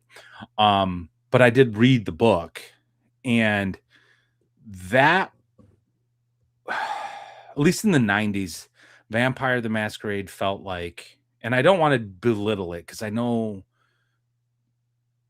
the fans of it really like it and they're really passionate about it so much that they hate the current version. Sure. You know what I mean? So I don't want to belittle it, but it was just like I felt like playing Vampire the Masquerade was like a cosplay thing, like you like a little too story game, a little too theater, and didn't really get into the too. It was too heady, too Mm. much like, oh, I'm immortal and I must feed on my, only source of like, sense of humanity. Oh God, it's so tragic. Mm. Where with Chubby's game, I could play that, Sure. or I could play fucking Bill Paxton Yeah. Yeah. and just start tearing people to shreds. In fact, there was this one random encounter. Well, it wasn't random; it was randomly generated, which was awesome, by the way. And that's the real brilliance of Shadow City is the generators in that. That's something Chubby does very well as a designer. Node Um, based. Yeah. yeah, there was these like inquisitor women praying over where a kid had been murdered, and we came across them. Well, my character being the chaotic, crazy, whatever, I jumped in the middle and I was like, "Wah! You summon the devil, here I am," and then we attacked them. And at one point, I did like a critical hit, tore someone's head off, and I shoved it in the face of one that was praying. And I'm like, there's your god now. I got to play the crazy, bloodthirsty vampire, like Mm. punk rocker, and it was awesome and it was fun. So using the chassis of Shadow Dark, and this goes to what Kelsey has done by distilling the 5e system. Like Chubby's done a fantastic job capturing like not just the vampire like thing, Hmm. because you can do Vampire the Masquerade, and he's done this. Like you have to be careful the humans don't discover you. So there's the masquerade. Humans are the light for Yeah, those. Yeah. humans are the Humans light. are. Yeah, Or yeah, sorry, humans are the dark in Shadow Dark. You yeah. don't. And sunlight obviously Yeah. Yeah. You want to be sure the humans don't figure out who you are. So you got to be very careful. So there's the masquerade part of it, but I really felt like at the same time, like we had a cohesive character group where you everyone did. had something to contribute for each one of those encounters. Like Bunny's character could like sense She their was a emotions. socialite, radiant medium. Yeah. Zane had Zane his was an little bat. autark. He was an autark law enforcement officer. Yeah. You were a bestial hospitality based butcher. DJ Drac, Mike's had a luminary performer. Kendrick, who's here with us by the way, hi crawl, had Yes. a laborer, butcher, bestial. Yeah, I mean, what I was going to really throw in here, and as a testimony to what Greg is doing, when you give players and the GM hooks to be able to really allow for immediate engagement, I have a compulsion of dominance. My feeding habit is betrayal. I have assets that are immediately supplied to me of the cleaning staff. I have resources. I have touchstones. The touchstone element in particular is a wonderful way to have that whole knife theory applied. Whether in my case, my idol was Deborah Harry, Blondie, but it was also an ex boyfriend and then also an ex girlfriend. Chubby created just immediate, literally touchstones in the system that just allow you to just. This is different than the Shadow Dark character sheet, and I don't want to say it's better. It suits what he is trying to accomplish, which is give you that immediate immersion within this 1980s vamp scenario. And when I came home and I told my wife about it, she's like, yeah, that's what we're playing next, no matter what. Yeah. That is it. So it's Well, all I good. don't want to. I don't want to like shit on Vampire the. I do want to shit on Vampire the Masquerade. Fuck yes, you do. I do. Vampire the Masquerade is like I look at a lot of the RPG concept on a sliding scale. On one end is the pure story game where you're just like telling stories around a campfire. There's no dice rolls. And on the other end, it's pure war game, story be damned. It's just miniatures on a battlefield, right? Vampire the Masquerade, I think, wants to have like that sort of like dramatic combat and stuff when it happens, or the dramatic, social encounters or whatever, but it's really far on the side of the story game. And I think it loses something. And again, I want to, with the caveat, I haven't played it. I haven't played it. I was a mage, the Ascension guy. There's a whole story there as well. Um, but Chubby's game like takes the core concept of what Vampire the Masquerade is trying to do and places it in the OSR through Shadowdark, and actually, in my opinion, makes it translatable. In fact, holy crap, I just had an epiphany. Shadow City is to Vampire the Masquerade as Shadowdark is to 5e. Shadowdark is a bridge to the OSR. I think maybe Shadow City is a bridge to the Vampire the Masquerade. Holy shit. I might have to play Vampire I the don't know if that was Masquerade his now. intent. I don't think it was I, his intent either, but but I think that's all I what. know is that this game is what he's done with it. Again, back to the question of taking a chassis, and what's happening in the hobby right now is how do you reinvent or draw people to new modes of play, Yeah, to things that are accessible at a sure. con game. For now, granted, we had all pro players, in Chubby's game, uh, between Bunny and Zane and Crawl and you and Mike and I. So like, and we all kind of came to it immediately meshed. Yeah, yeah. But man, But oh like man, the this co- game, if you give my three wives group, those ladies will just run with these concepts, yeah. and they will make them live. Touchstones, assets, feeding habits, Oh yeah. compulsion Well, that's the provides thing. elements That's of kind of like what I'm distinction. getting So at, because like a lot of that stuff ties into comes from a lot of, well, I shouldn't say comes from, but it like is related to or relatable to Vampire the Masquerade, that role playing, that heavy role playing element. And but it's attached to this like classic D&D-esque chassis that makes it easy to translate to. So I don't know. I'm not saying I'm all of a sudden a World of Darkness guy. I'm not. I think we would Uh all be running this system very differently, and that's not a bad thing. yeah. I think you would I run it was gonna differently say than that. Yeah. than Greg, than Gary, than I. We would all So Yeah. I've run it been waiting differently. my turn because I wasn't able to be in Chubby's game, and that is the only regret that I have about this con. It got to, what was it, like 4 or 5 o'clock on Saturday, and I was like, guys, I fucking want to go see my wife and Your kids. boys, yeah. They were 3 hours down the road. You know what I mean? And that just happens to me because whatever the fuck, I'm just like that.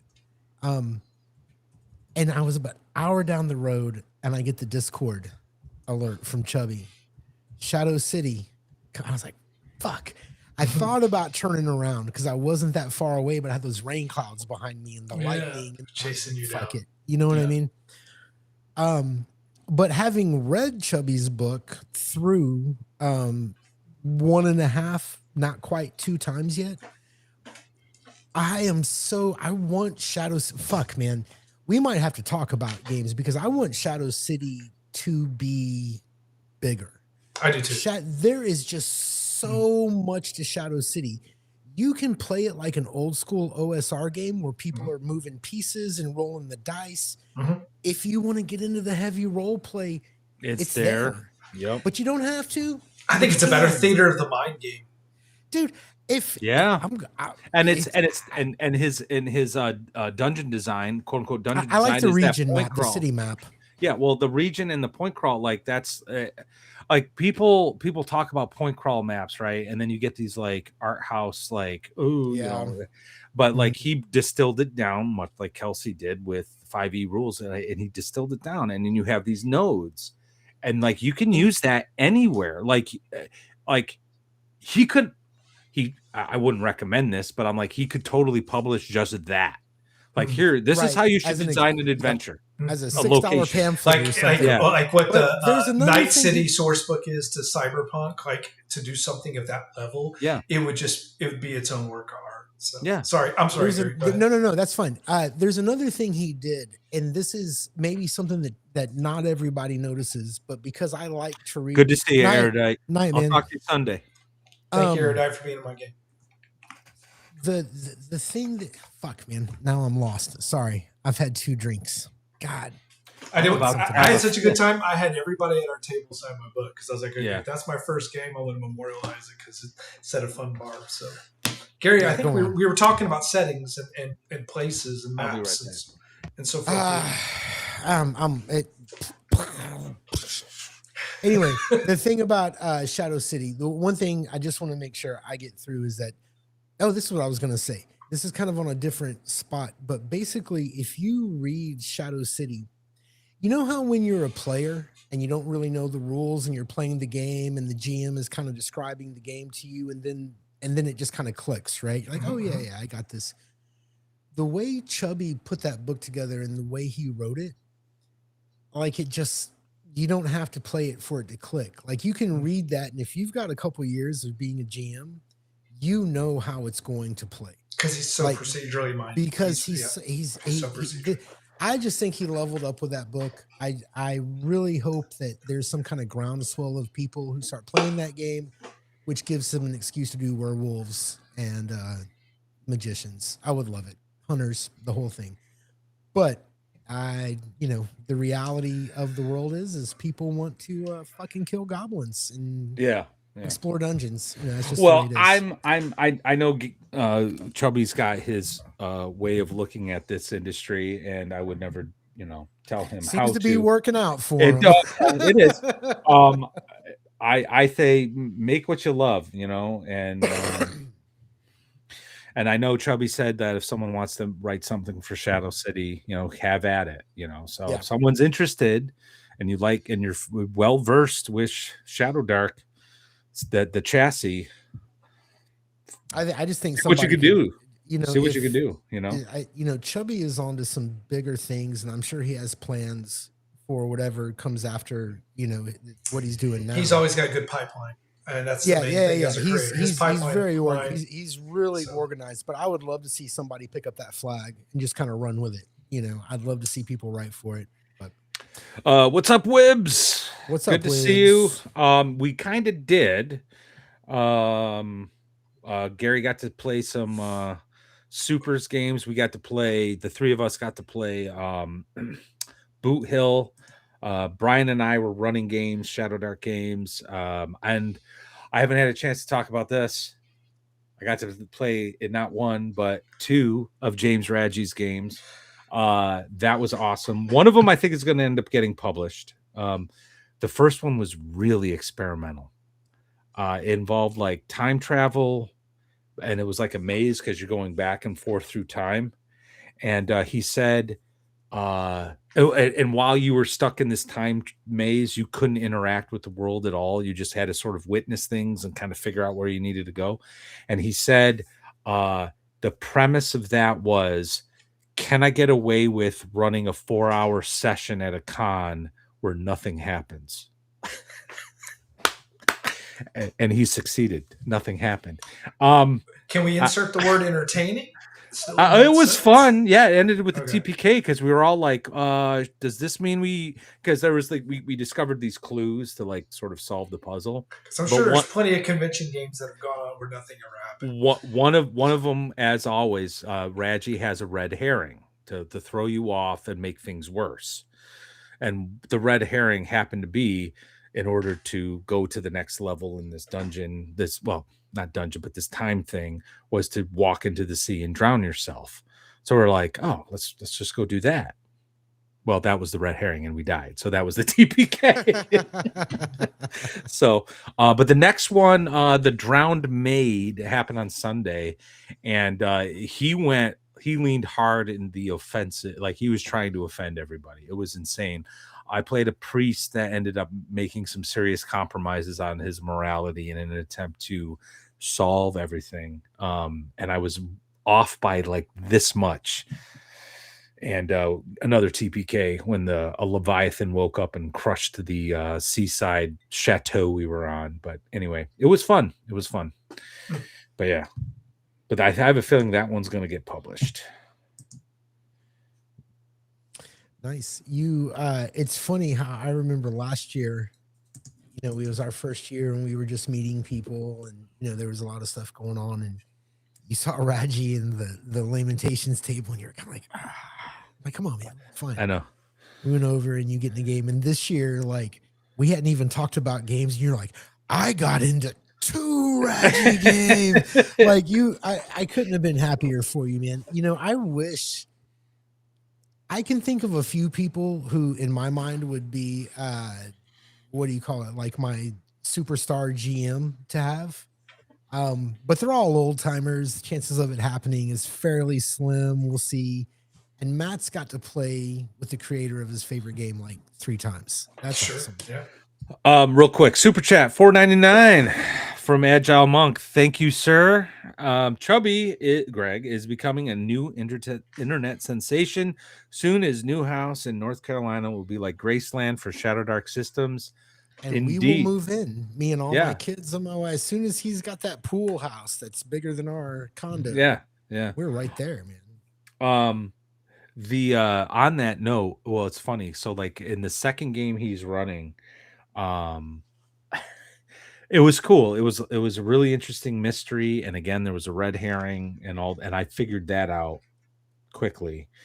But at one point I was just like, I would totally run this differently. I was like, I think I would do this just a little differently than he did. But I hope he does publish it. The Drowned Maid. It was really cool. Which, by the way, that's a response that all of us probably have at a convention like North Texas when we're playing in these games is, what would I do differently? That's a natural occurrence. But to your point, when you've got, the guy in his native environment running his system, like it is one of those things where it's kind of like, whoa, okay. The emperor wears no clothes. The student surpassed the master. No, I'm just kidding. Hold on real quick. Liverpool here asks, so you recommend purchasing Shadow City because the hardcover is only 36 right now on drive-thru. Yes, do it. Chubby, I got it. Finally showed up. This was honestly, I'm the guy who's always been like, drive-thru is not that bad. They get my shit to me real quick. This took like a week and a half for them to even print. Yes, we all recommend Shadow City. It's a lot of fun. It's a lot of fun. I feel like it's gotten lost in the noise because he's so prolific. Because there's so much fucking Shadow it's very Dark niche shit. though. It's also very niche. Everyone's got to recognize this. Shadow City is kind of getting the Lamentations treatment in so far in terms of the OSR. It's very niche. It's good, but like you got to be into that sort of thing to you know what I mean? I agree ish. Because I feel like I feel like Shadow City is the kind of game that I don't know that it is necessarily for a certain kind of person. I think it's for the kind of person who wants to play more than BX. Like we all know BX is my happy place. You have to be willing. The very point of this game is to feast on humans. You're playing a bad guy. You're playing a bad guy. But look at the ratings for every stupid teenage vampire show there is. But this doesn't do that. Vampire the Masquerade handles the sparkly vampire bullshit. I get that. This handles the fucking awesome vampire bullshit. I feel like right now you're just disagreeing with me. Did I do something wrong to you? No, he's being passionate. He's not. Okay. I know what I'm saying. It is different than that. But what I'm saying is that I think it has broad appeal. Fucking, you look at how many vampire novels have sold 50 million. Everybody knows who Lestat is. Yeah. Even if you're not doing all the drama, it's gonna be where's Jenny D when you need her? Put her in some fucking white makeup, black eye. Anyway, never mind. She hit a wall. Anyway, buy Shadow City. If you don't, you'll never understand why parkour is the best vampire ability. Crawl Club, brother, my parkour brother, you and I know the secret. We know the secret of how to hunt the humans, and that is parkour. Okay. And then we got a super chat from our boy Atmost. I got pictures of you. I now have not only your real name and your secret identity, but $5, sir. Thank you very much. I know Raji's your bait. Okay, but next time try playing in a game by Ezra Claveri. It's cool to have authors run their own stuff and how they think. Yeah, no, the Virginia Disastrum is fantastic. I'm very happy that you got a chance to play that. I did not know that was out there. I would have tried to get into that game because that is the Virginia Disastrum. I have it on the shelf right behind me. It's brilliant. It's beautiful, and it's the first real Lamentations module that takes place in the American colonies during the 17th century. And I wish Raji would do more with the American colonies because there's so much there to tap into. But anyway, I would drink bath. Okay. Anyway. Okay. No, anyway. you wouldn't. No, you No, I fucking wouldn't. No, I wouldn't, wouldn't. dude. No, I We're wouldn't. gonna I wouldn't. fight. But close. You might draw the bathwater. I might draw the bathwater. Yeah. Okay. Oh, wait, hold on a second. Can I tell my Atmos story real quick? I saw something that I think I need to click on. Hold on a second. I'm just going back. Oh, there it is. Luvapor. Okay. Despite Lord Mattias roasting game he's never played, I ordered Shadow City hardcover and the PDF is downloading right now. Nice. I'll tell the story. So I got into Gary was going to tell a story. I just need I need to defend myself here. Why? It'll be fine. It's fine, Brian. It'll be 2 minutes. This is my place in fucking life. It'll be 2 minutes. All right, I tried. Buddy of mine, pothead, got into Werewolf the Apocalypse. Was like, dude, you got to check this game out. I'm like, I don't know if this is for me. I knew a guy who hung out at Denny's until like 4, 5, 6 in the morning, who was really into Vampire, and they were friends. We all smoked pot together. So I picked up Mage. We would talk about the game. We'd talk about our characters, but we never played it. In retrospect, I sort of feel like we did play it by virtue of the fact of what we were doing every night at Denny's until 4 in the morning. That's my story. So I think I understand the world of darkness. Okay, go ahead, Gary. I don't remember. I don't think I was going to say that. Okay. I think when you drink whiskey, I try to explain to everybody these things. They're about timing, and once the context is lost, it just doesn't matter anymore. Oh, you were going to drop a funny? No, I don't. I actually don't remember what you were talking about. Atmos. You had an Atmos story. Oh yeah, I was going to tell my Atmos story. Okay, so if anybody's been watching the show, you guys know that Atmos was in a. I agree. You know, Atmos was in my heroic game, and he was so uncooperative. I swear to God, I said no costumes. He fucking had a gas mask. Yada yada yada yada yada. And I used to make the joke. Oh, he was the gas mask guy? Yeah. He was the fucking landscaper. So I heard about that. Okay. I started making jokes that Atmos wasn't even like a real person. He was some sort of AI program sent to ruin my fucking game.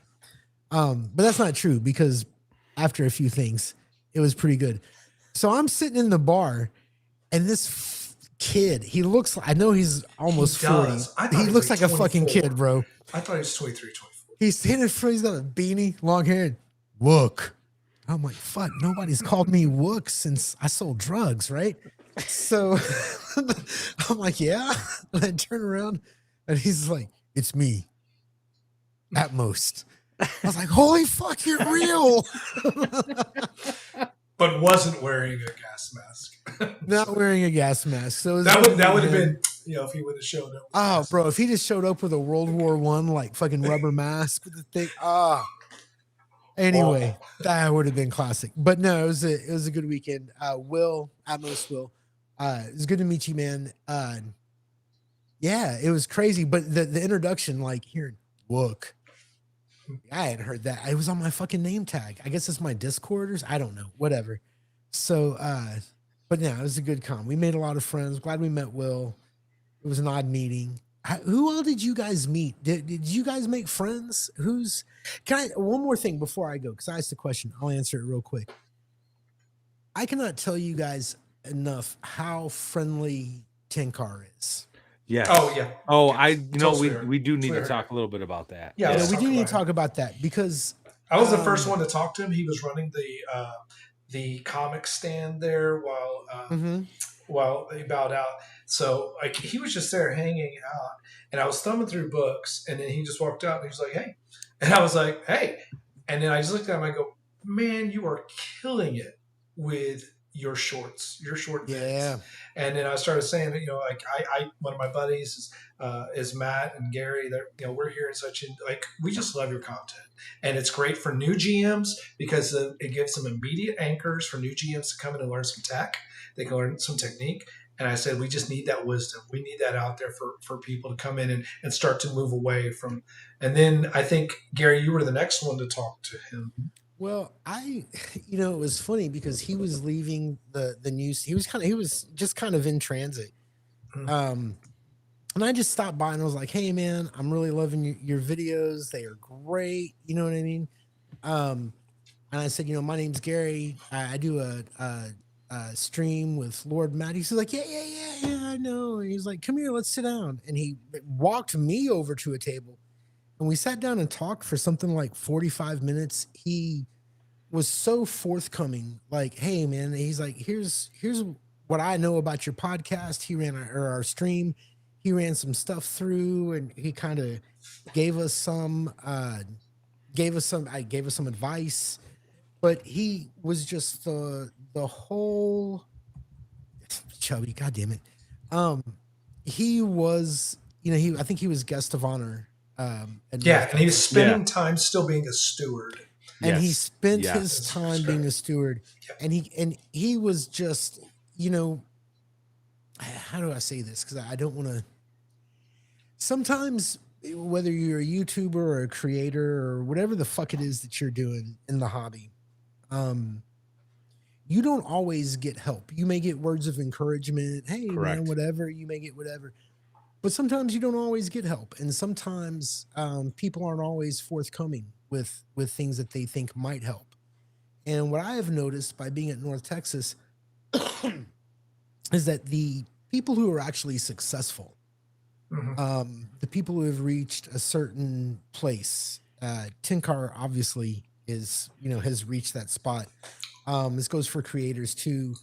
The guys that are successful, Rob, Alderman, they will tell you anything you want to know. Yep. They will tell you how to do it. They will tell you what steps to take. They will tell you the people to call. And then there's the people that haven't reached that mark. Yeah. And it's like magic. It's like magic users coveting their tomes, Yeah. right? Like they have the So, secret knowledge. Yeah. Where like Tenkar was willing to open his books and show us. yeah. Well, I mean, fuck, in the case of Mr. Not Alderman, literally his books, but well, no, but in the it case was a of Mr. metaphor. Alderman, literally, he's Well, opened his he will computers do and showed that. it. He Yeah. will show you his books. As an You know, attorney, I wish he um, wouldn't, but okay. yeah. So anyway, it was just I just can't say enough about how nice Tinkar was. The fact that he was, I was like, "Hey, I don't want to take up all your time. I'm sure you're going somewhere." He said, "No, we're going to this table. Let's have a seat." Yeah. It was just great. I just appreciate. I can't thank you. It was good. That's Yeah. one of those situations where someone is truly doing it for the love of the game, and Yeah. it's just that good faith interaction because it's that sort of initiative that is needed to really have this small little independent scene break through and grab some market share. And the way you do that is collaboration, not Yeah. division. I So don't want to speak for Tenkar, but I think, I mean, I know for me, if I was in his position,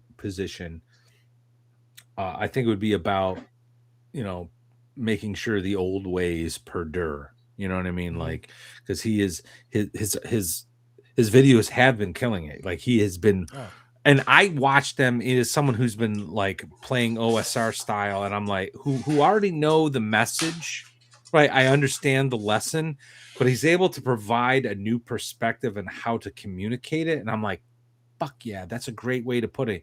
And next thing I know, I'm cutting and pasting that video and I'm sending it to my friends. Hey guys, check this out. You know, it's please. relatable, You know what I mean? digestible. it's I usable. yeah, Yeah. I and It's an when immediate tool. he did beer bucket. He bought a beer bucket to share with everybody, and he held court whatever day it was. I can't remember what night. And I got some echo going on there. It's from Brian. Fucking That was my anyway headset. My cat has but pulled I out talked this- with him a little bit. I talked to him a little bit, and he was just so gracious. We're gonna have Tenkar on. He agreed to come on the show. We just got to find a date. And this is the kind of thing that North Texas Con really, I think, facilitates and promotes, and it's the passing of the torch. And I think that's important to emphasize, because there is something that's lost when people are so focused on like the nuts and bolts of game design and trying to work their way through the corporate ladder or the business ladder, whatever, that they lose some of the things that can't be quite said in print, and some of the wisdom, as you said, you were talking to Brian. When the beauty of the internet, the beauty of YouTube is that we're able to provide, guys like Tenkar are able to provide that wisdom. You got Greyhawk Grognard, and I know Joe the lawyer. The three of them have become like the triumvirate of the OSR, really. And I encourage if you're not following them, go to their channels. You're going to learn something. Even if you're not like an OSR guy, you might learn something, that you can take to your tables. So I think North Texas Con is a place where you're seeing the old and the new meet together, and that's the important thing. You go to Gen Con, you're seeing just it's vendor con. It's just all these vendors and people. Would like for a few hours, not gonna lie, it'd be fun. Well, you might go shopping, but you want to go buy stuff. Yeah, if you want to go shopping, but if you want to bump elbows, bump elbows and learn something about this hobby, and see where like how the old and the new can like synthesize into something new and unique, there it is. I see the super chats. I'm getting there. Okay. Just make sure. No, you're doing good. Maddie's been drinking since 6 o'clock. I know. His S's are just rolling like the sea. His S's are just rolling like. This is what I put up with, folks. Okay. Anyway. Sorry. All right, we got $5 from Atmos. Thank you, sir. Shout out for Hackmaster for Shadow Dark, and Eldritch Wastelands, apocalyptic Southern Gothic campaign setting for Shadow Dark. Get it. All right, that last one sounded like a... It's a lot of S's for you, Matt. That's a lot of S's. You guys are fucking with me. Guys are fucking with me. That last bit sounded like Avenger Satanis game. Apocalyptic Southern Gothic campaign setting for Shadow Dark. Anyway, thank you, Atmos. I know you went to their launch party at North Texas Con. Had I gone, I would have missed the flight in the afternoon. Anyway. And then we got Lou Rapport, Super Chat, $5. Do people still remember where Hackmaster came from? It started as a fictional version of D&D in a TTRPG comic book called Knights of the Dinner Table. Yes, I do remember that. However, I never played Hackmaster. I don't. I thought Knights of the Dinner Table was absolutely hilarious, frankly. But that's just me. So, all right, we got 5 minutes left. Closing thoughts, gentlemen. Closing thoughts. Brian, your North Texas experience. I feel like we've talked over you too much. You go. I ain't got shit to say, dude. I'm good. Yeah. This is the second watch with Matt and Brian tonight. You just, I'm just fucking. You were quiet for like a 15-minute stretch while Matty was just. A 15-minute stretch? Is that all we've been on for 2 hours? Why is everyone getting on my ass about this shit? No, Gary, this was your second time. And look, man, this is what I think. I think everybody knows we love North Texas. If you can go, you can go. It is a very popular con. I expect one of two things or both to happen. So go soon. But basically, you're either gonna there's either gonna be more people there, the prices are gonna have to go up, or both. So I definitely, or maybe not, but I don't. It's very popular. There were more people there than last year. Like go next year. You know, go next year. Um, yeah, it's great. But more than that, the thing about the con is you're going to meet these people that you play with online. You're going to meet the people that you see online. You're going to meet the people who've created the games that you love to play. And I think if you've got something you can drive to, try to support it. Not everybody can hop on a plane and fly. I totally understand that. Mm. But if you can get in your car and go do it, go do it. Because the benefits of it are more than just getting to play games. You're gonna meet people, you're gonna make friends. And I think that's kind of the best part of it. That's the whole point. Yeah. It's true. No lies detected. To answer your question, if you can make it to North Texas Con, you should do it.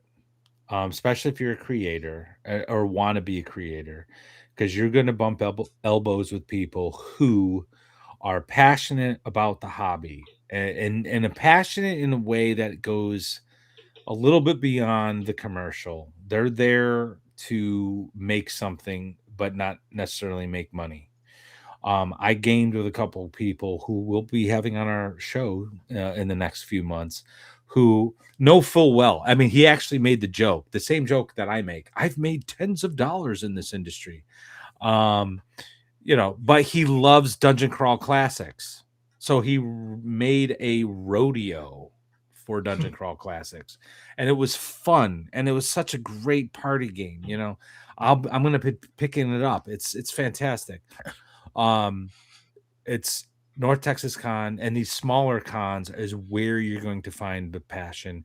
Right now, just about an hour and a half from me is Central New York Con. I'm not there tonight, obviously.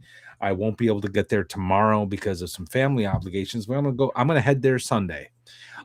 Support those local cons.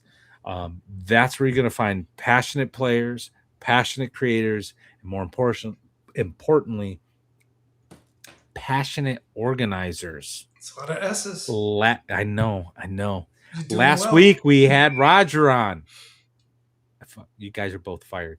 Last week we had Roger on, who is behind Central New York Con, RPG Con, 2 weeks ago. and sorry, 2 weeks ago, whatever it was. He drunkle. Drunk Time uncle. doesn't He's matter. doing the Time is a flat drunkle. circle, Gary. I Um, agree. I agree. um, I'm with you.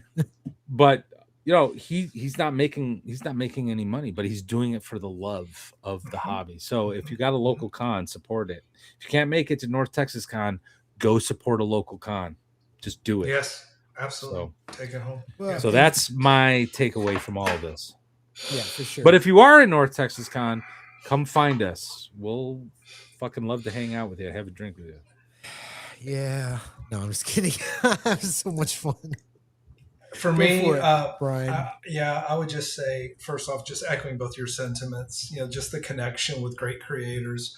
Whenever I do con games, I do it to bring something home to my home tables and just pick up a little bit of tech or um, or get that inspiration that shakes up my mental paradigm. I had probably one of the greatest conversations I've ever had with any person in the hobby. I'm going to leave it nameless, but it spoke to the soul, and it was a really special moment where this creator shared something very specific about why and how he creates. And you know, the creator mentioned that only their significant other had seen what I was shown, and it was one of those things that makes you want to go back and just share the love of the game with others. And And to be a little bit also, I mean, I don't want to be controversial. We only got a couple minutes left, but it's also a moment of truth when we juxtapose this versus last year, which was our first time to all be together, and then this year, like now we really got this down.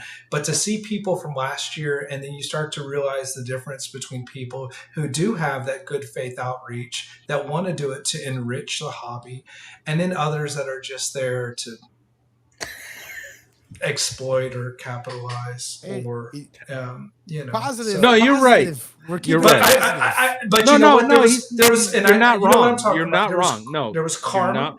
and it Yes. all worked out because I was so grateful that certain things unfolded the way they did, because I never would have had the time I would have had with special Yeah. the sages of the hobby like Yeah. Winter, Zeb, Rasmussen. Yes. So, but it was a blessing of a time, and I look forward to next year. I'll be buying my tickets as soon as it comes up. So Yeah. and No, I really love seeing you guys again. It's just yeah.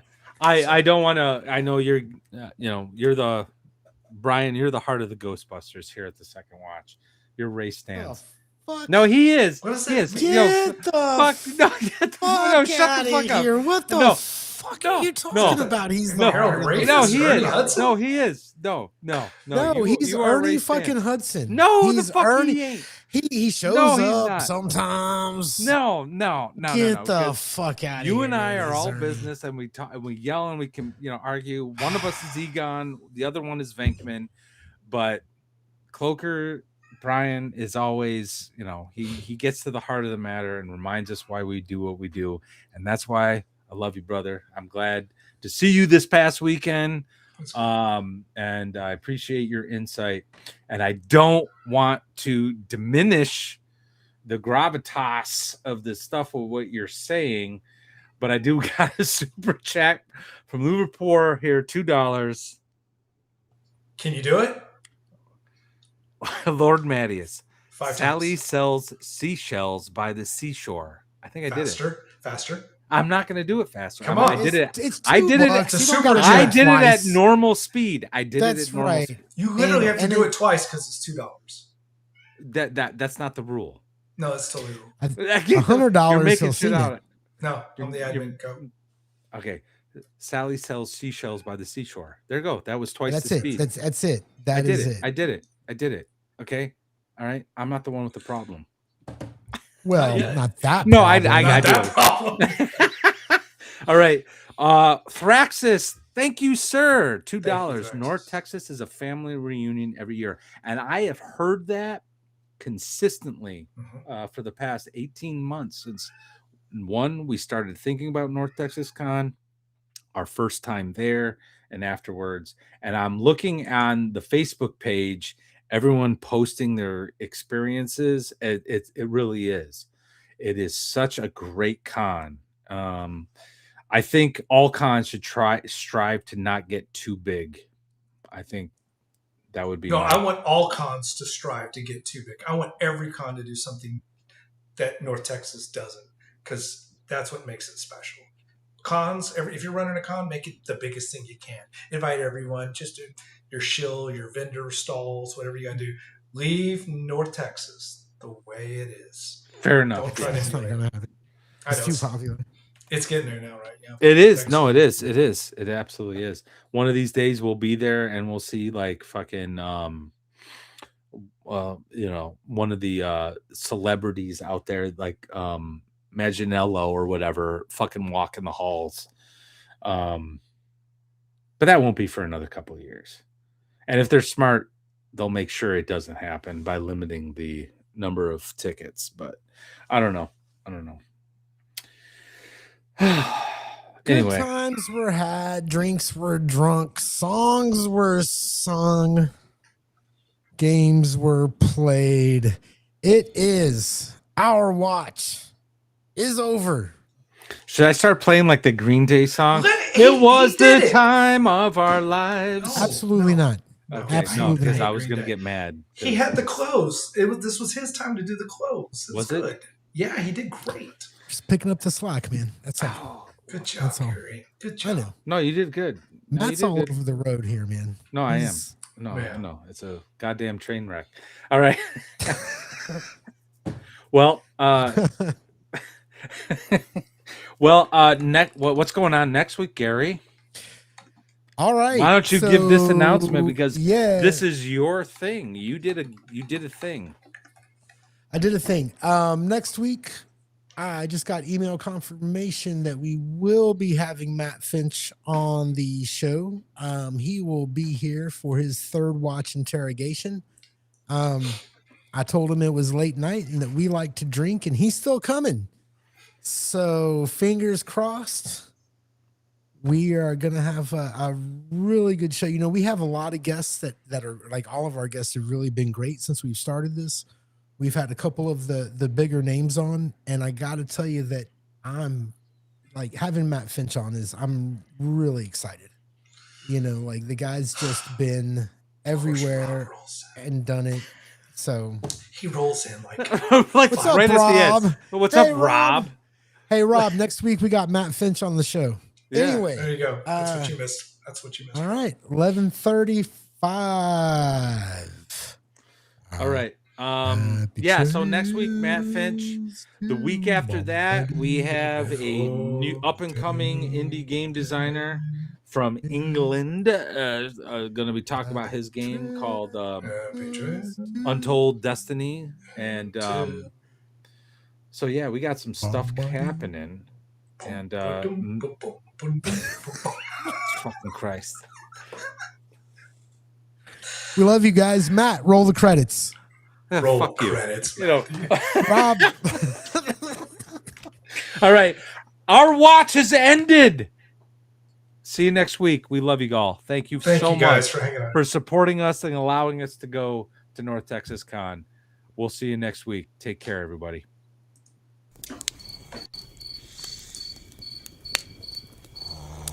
Rob. We're That trying to guy. be He just rolls in. you motherfucker. You're one In his- to in his talk, Mustang motherfucker. 5.0. Brian, you're the most No. rolling in motherfucker I've I know. ever met. I know. Who's your guest? Is it a good one? I'll be Is there. Rob? How many times have we been like, is Brian going to be here yet?